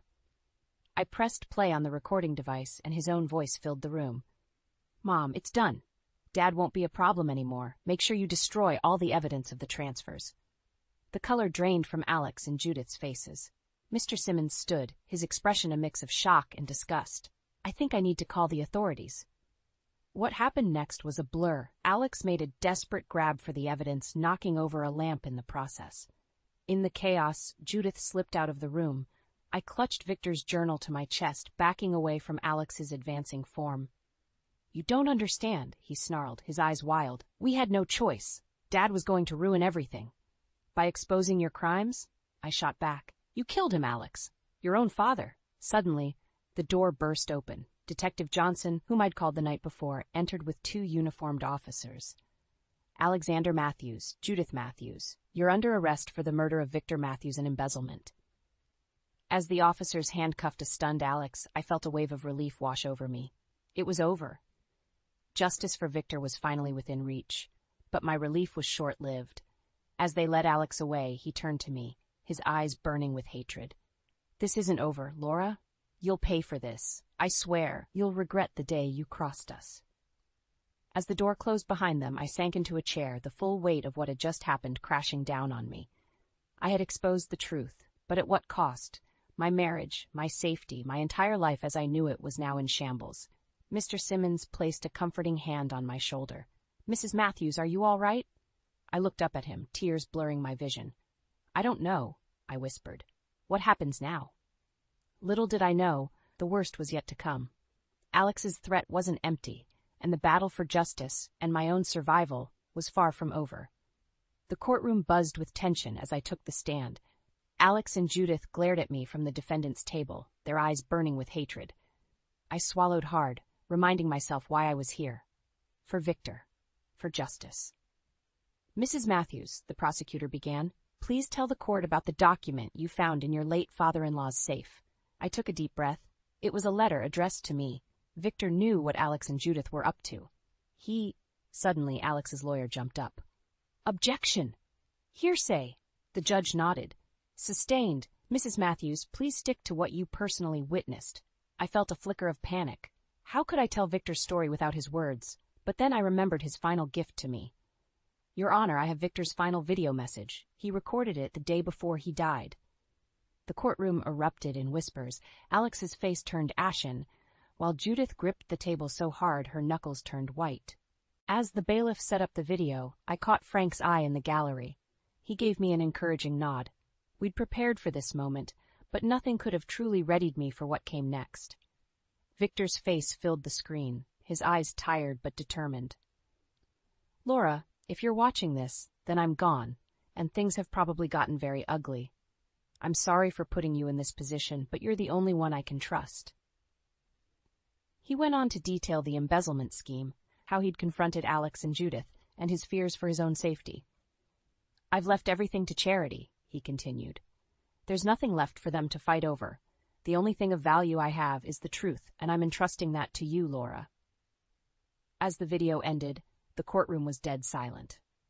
I looked at Alex and Judith, expecting to see defeat. Instead, I saw something that chilled me to the bone. Calculation. The defense attorney stood. Your Honor, while this video is certainly dramatic, it proves nothing.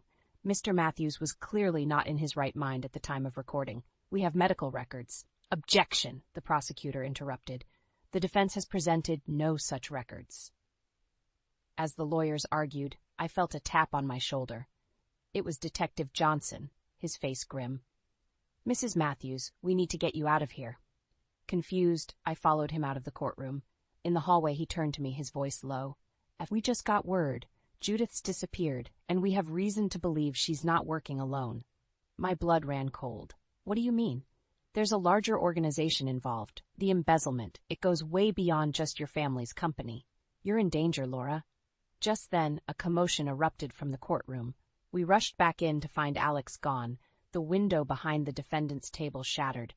As chaos engulfed the room, I stood frozen.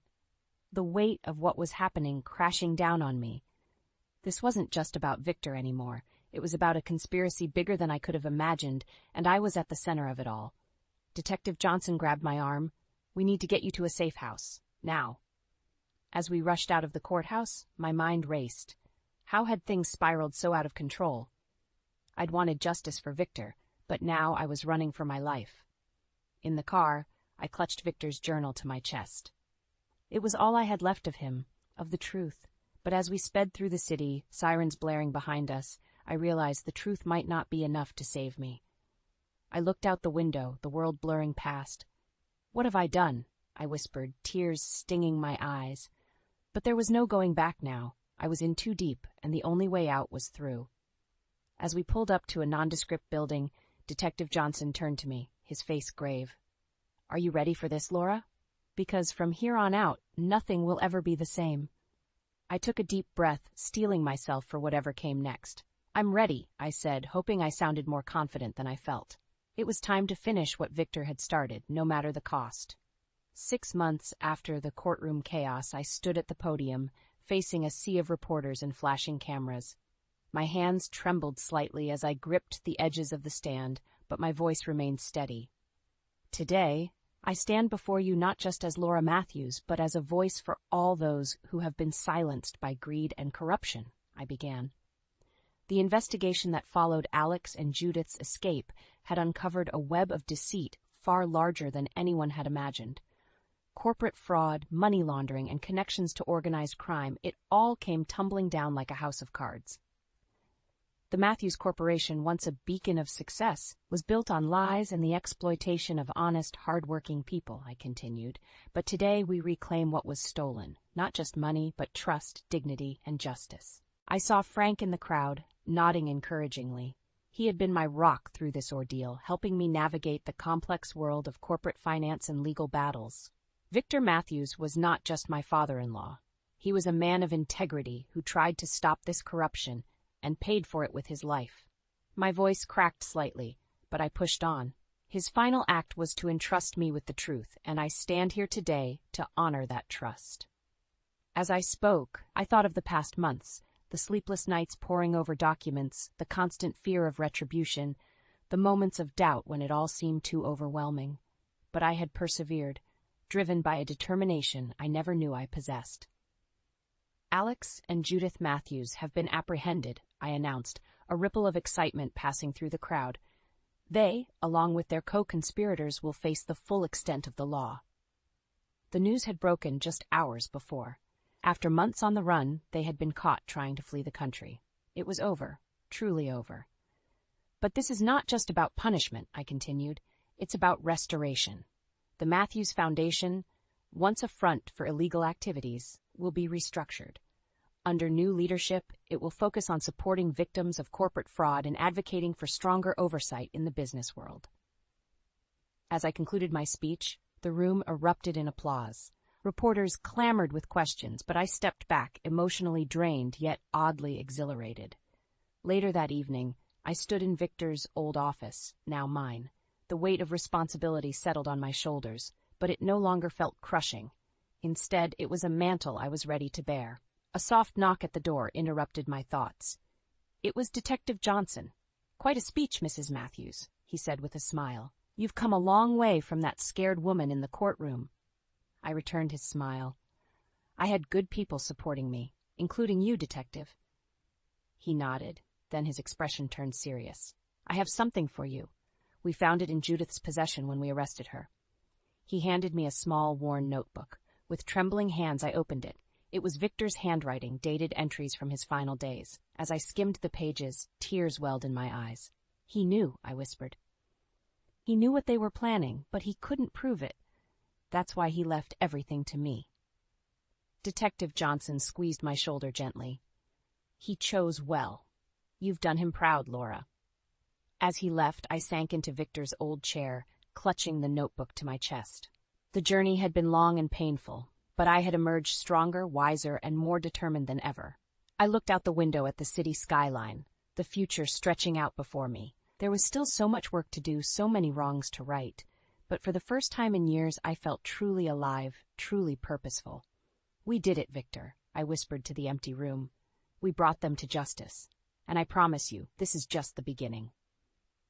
As the sun set over the city, casting a golden glow across the office, I felt a sense of peace wash over me. The past was behind me, the future uncertain but full of possibility, and I was ready to face it head-on, armed with the truth and the strength I had discovered within myself.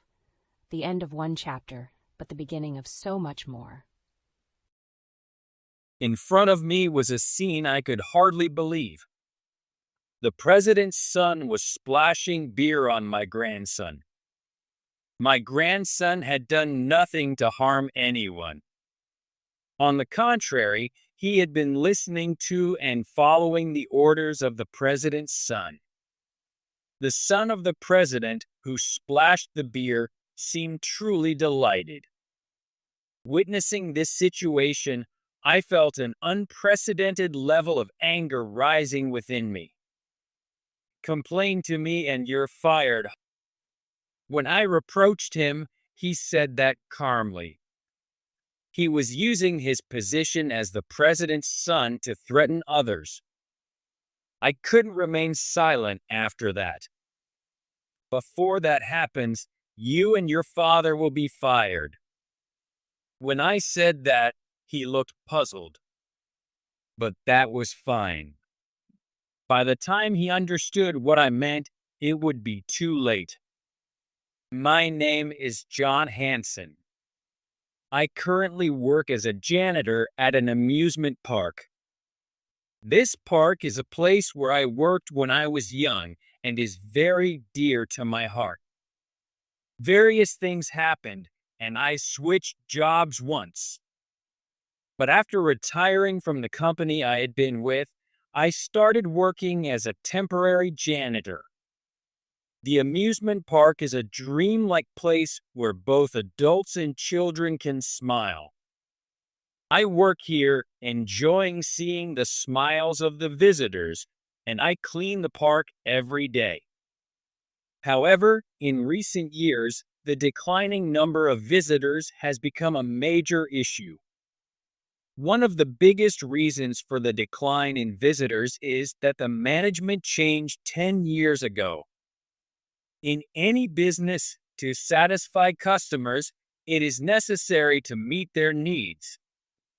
However, the current management does not understand what the visitors to the park want at all. As a result, they are heading in a direction that is contrary to the demanded needs. Originally, this amusement park was themed around retro, which offered an atmosphere like stepping back into the past. Unique compared to other amusement parks. Adults reminisced about the old days, and children enjoyed an atmosphere they couldn't usually experience. However, lately, they have been incorporating modern attractions that completely destroy the retro concept, ruining the unique atmosphere. Most visitors leave dissatisfied. As sales have fallen year by year, the only option has been to cut labor costs, which in turn has led to a decline in service quality. This has accelerated customer departure, causing a vicious cycle where nothing seems to work out. The main person dragging the amusement park in the wrong direction is the president's son, Fred. Fred was a typical nepotism hire. Using his father's power fully, he became the vice president of the company shortly after joining. If he was genuinely trying to improve the amusement park, there might still be hope. But that's not the case with him. Currently, the president is too busy with other businesses to attend to the amusement park's operations, leaving it all to Fred.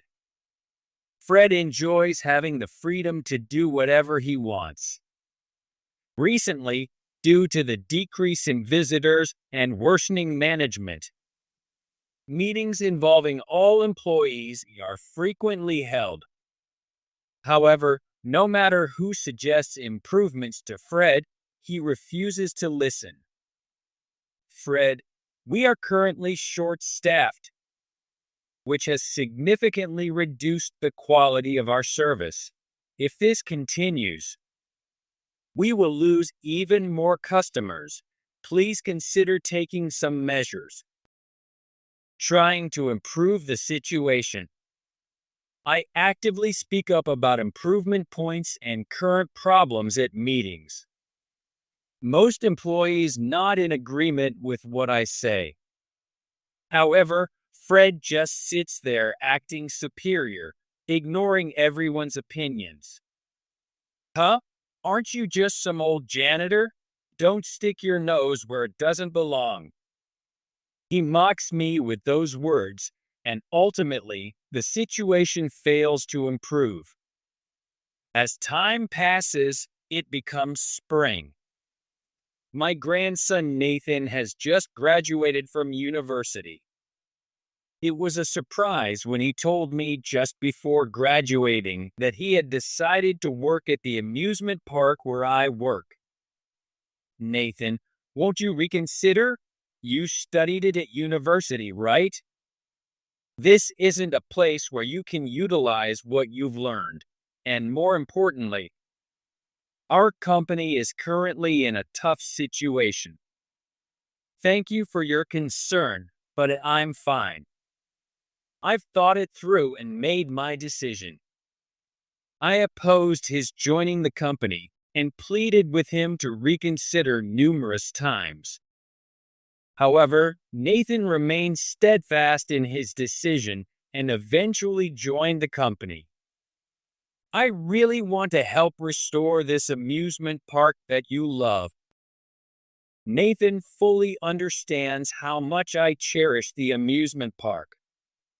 That's why he wants to help fix it for my sake. Just a month after Nathan joined, the amusement park celebrated its 40th anniversary with a big party. The party, held at a luxury hotel, was attended by all the employees. Although I was just a temporary janitor, I was allowed to attend and sat at the very back. As it was a drinking occasion, many employees enjoyed their drinks and were moderately drunk. However, one person was behaving oddly. It was Fred. Fred, losing control at the party, seemed to be drinking heavily. His face was bright red and his eyes were glazed. "Hey, you, show us some talent." Pointing at the new employees, including Nathan, he demanded they perform on the spot. While many employees were confused by this unreasonable request, Nathan spoke up. "Yes, understood." In response, he started doing impersonations. Nathan is very serious by nature. Thus, trying to fulfill his boss's command, he did his best with the impersonations. However, the impromptu performance unfortunately did not resemble the intended subjects. "What is that? It's not even funny." Laughing at his earnest attempt, Fred approached him and poured beer over his head. Including me, those around were stunned by his sudden action. And Nathan, drenched in beer, was too shocked to move. He had been seriously following Fred's orders and doing his best. Yet, to have beer poured over him was just too cruel. I could still tolerate being verbally abused and ridiculed. But to see my grandson Nathan made a laughingstock and treated so horribly at such a celebratory event, even I have reached my limit. "What are you doing to my grandson?" I raised my voice like never before and protested to him. "Ha!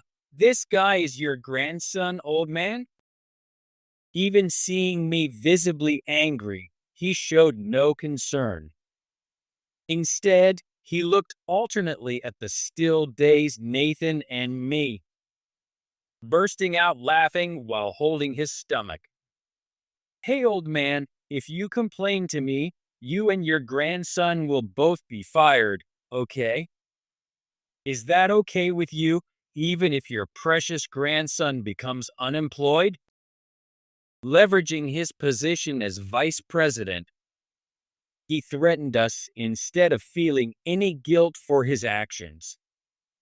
He thinks it's okay to do anything to us because we are lower in status than him. This outrageously unfair mindset made me feel even more furious from the bottom of my heart. Huh? Isn't that Mr. Hanson? Then I was approached from behind. Turning around, I saw Robert Owen, the president. What's wrong, Mr. Hanson? You've become quite shabby. He had the same unpleasant smile as Fred. Like father, like son.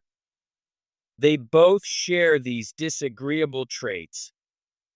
Huh, what? Dad, you know this janitor, old man? Yes, that's right. After all, he's the former president who I pushed out. Seriously? Fred laughed heartily upon discovering my true identity. Yes, I am currently a temporary janitor, but in fact, I was the president of this company until 10 years ago. I was overseas for work, but during that time, Robert, who was my right-hand man and executive, betrayed me.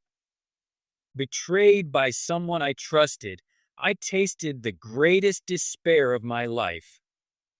Robert had always been a smooth talker.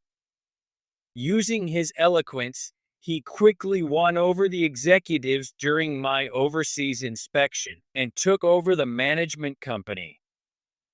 We'll need you to leave the company. Realizing the situation, I was dumbfounded, and he told me I was fired, leaving me no choice but to resign.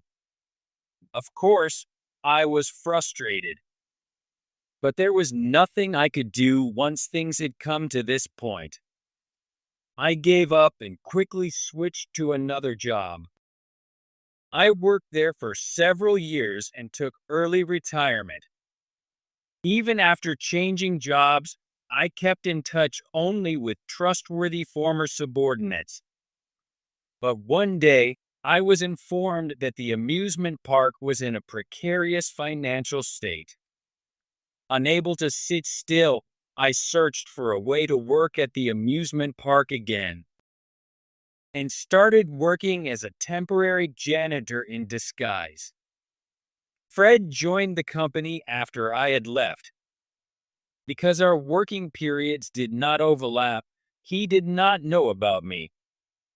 Additionally, since Robert had been hands-off with the amusement park operations, my true identity had never been discovered until now. Nathan chose this amusement park as his place of employment because he knew I had been the president here. I have always loved this amusement park and often brought Nathan here to play. That's why he understood how much I cared about and valued the amusement park. Thus, he joined this company, wanting to help restore the amusement park for my sake. Hilarious. So you were the founder? But such people are an eyesore. So you guys are fired. After saying that, Fred waved his hand dismissively, trying to shoo us away. I glared at him fiercely. Before that, you and your father will be fired. I spoke to the Owen family in a voice colder than I had ever used in my life. Huh?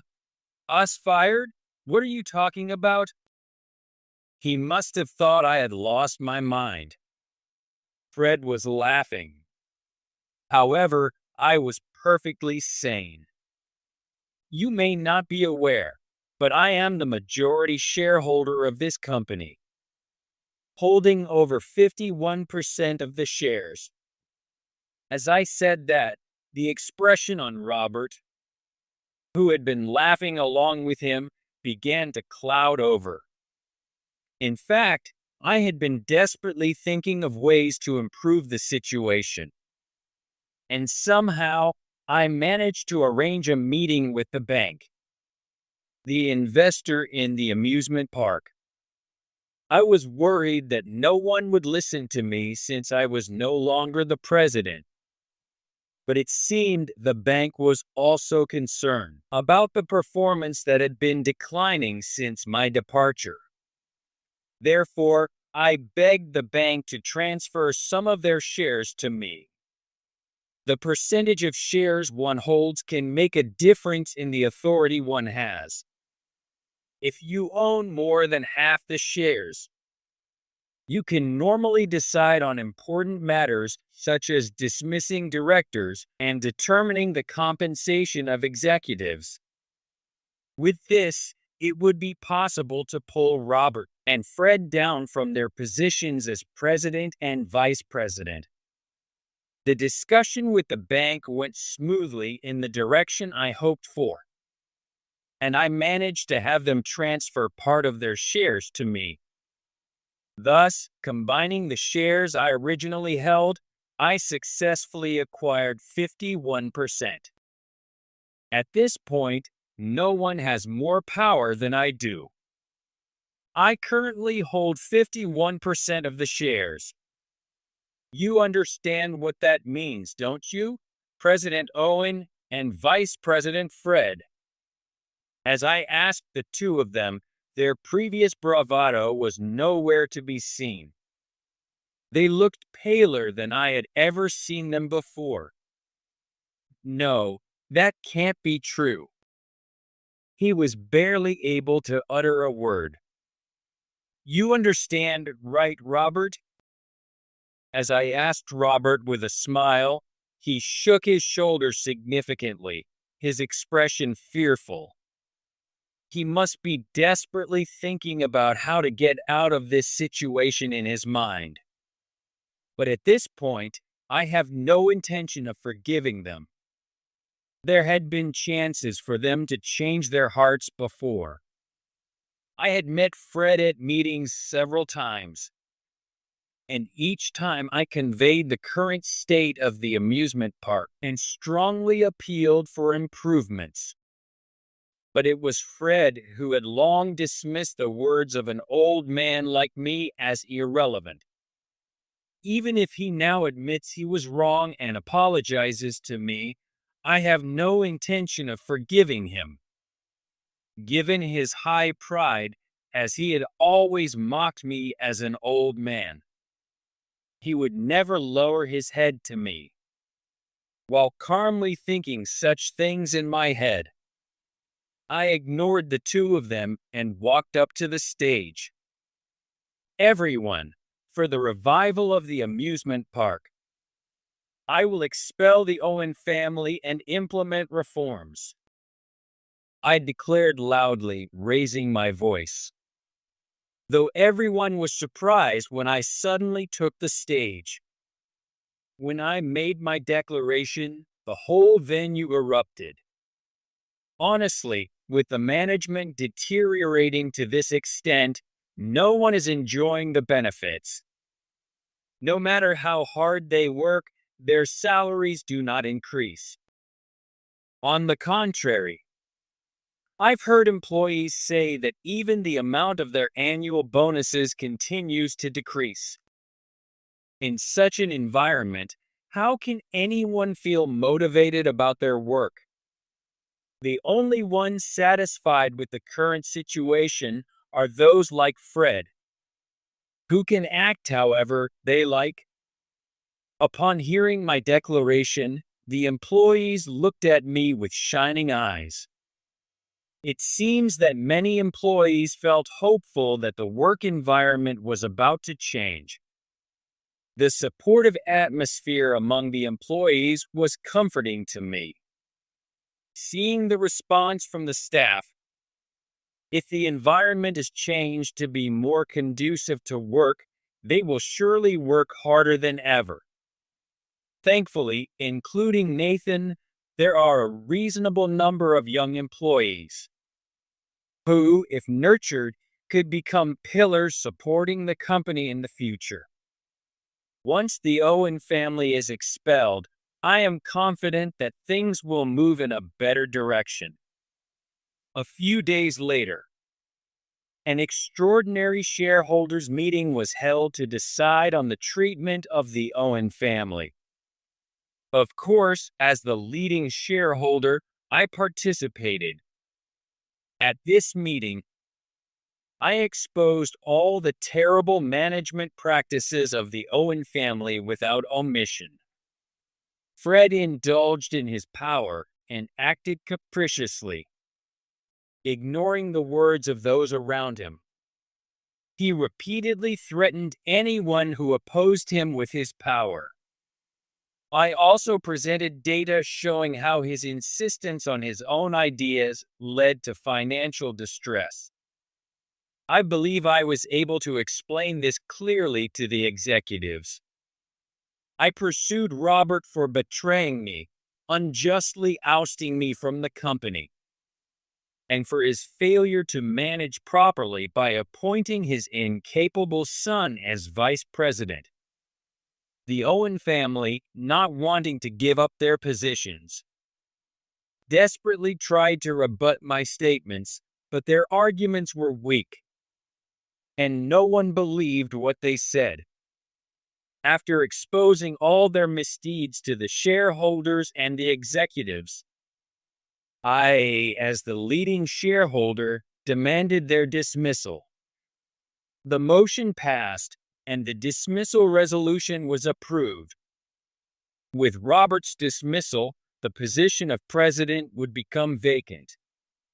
There, a resolution for me to return as president was also passed on the spot, and I returned to the presidency. I wasn't particularly attached to the position of president. However, the current situation of the amusement park is perilously unstable. Immediate action was necessary, and that would be difficult for anyone who didn't deeply understand the amusement park.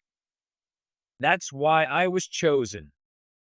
Since returning as president, I have been very busy with the reconstruction of the amusement park. Amidst the business, I was informed by my subordinates about what happened to the Owen family after their dismissal. Both father and son, originally very prideful, had become unemployed. They seemed desperate to find new jobs, but it wasn't going well. Robert is older, and it would be difficult for him to find a job with conditions similar to before. As for Fred, although he is still at an age where he could turn things around, his problematic personality. He doesn't listen to others and always wants to be on top. So it's unlikely he could work under someone else at this point. Furthermore, I heard that Fred was seen wandering around the drinking district every day, drowning himself in alcohol. This situation must have hit him hard, driving him to escape into alcohol. For a moment, I felt pity for him.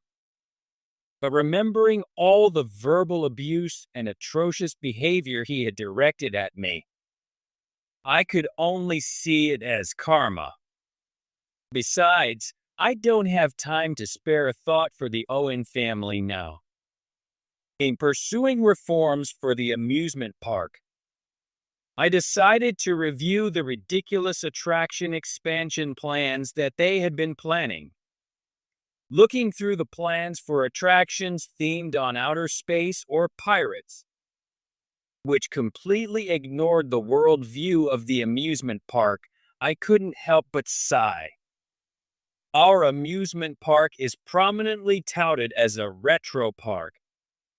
Yet why do they keep making plans that are so out of sync with the concept? The first thing I started was revising this unplanned and chaotic attraction expansion. Even if we add more attractions, if they're all out of sync with the concept, we can't satisfy the people who seek a retro experience. Believing that the revival of the amusement park would require a significant period, I made the bold decision to close the park for 6 months. While the park is closed, we won't generate revenue since we can't admit customers. However, we can use this limited time to create an amusement park that will attract many visitors again. Lend me your strength, Nathan. Leave it to me, Grandpa. In seeking assistance for the revival of the amusement park, not only did I turn to the bank, our financier, but my grandson Nathan was also one of those I asked for help. The exterior will be restored to its former retro style, while incorporating new elements to keep our longtime customers from getting bored. That's when I thought of using modern technologies, including VR. I lack knowledge in modern technologies. In contrast, my grandson Nathan has specialized knowledge in it from university and is very knowledgeable. I will lead the design efforts. I will leave the technical aspects to Nathan. Nathan and I, as the main figures, along with all the employees, work together to rebuild the amusement park. Previously, under Fred's control, there were only disinterested people. But now, freed from that, everyone has regained their motivation. Everyone actively shares ideas, and we incorporate good ones into our creations. Nothing was useful when talking to Fred, but it's different now. The current environment, where good ideas are adopted, seems to have inspired many employees. An amusement park is a place of dreams. I want those who work here to enjoy their jobs. Taking advice from the bank, the amusement park we all built together, although I say it myself, turned out very well. The appearance, fitting for the retro concept, stands out. Inside, we've sprinkled elements of the old era, creating an atmosphere where adults can reminisce about the old days. The attractions incorporating its technology, spearheaded by Nathan, are refreshing to experience and likely to be addictive for many. The 6-month period was busy and flew by in a blink. Looking back on the days spent fully committed to reforming the amusement park, it feels like it was a more substantial period than just 6 months. Right now, in front of me is the culmination of our efforts, created together by everyone. I felt deeply moved, and tears nearly came to my eyes. Grandpa, are you about to cry? The reopening is tomorrow. Save the tears for when you see the customers smiling. Right, yeah. I shouldn't cry in front of my grandson. I calmed myself and held back the tears. On the day of the reopening, we distributed flyers in the neighborhood and ran commercials within a limited area, which brought in many visitors. Many people were smiling at the amusement park. This was exactly the sight I wanted to see. As I walked around the park, paying attention to the customers' reactions, The expressions of those enjoying the attractions were much better than before the renewal. With this, the dwindling visitor numbers should gradually increase. Feeling the effectiveness of the renewal, I resolved to continue managing the park in a way that keeps entertaining our customers. Perhaps the ordeal with the Owen family made me feel this more profoundly than ever.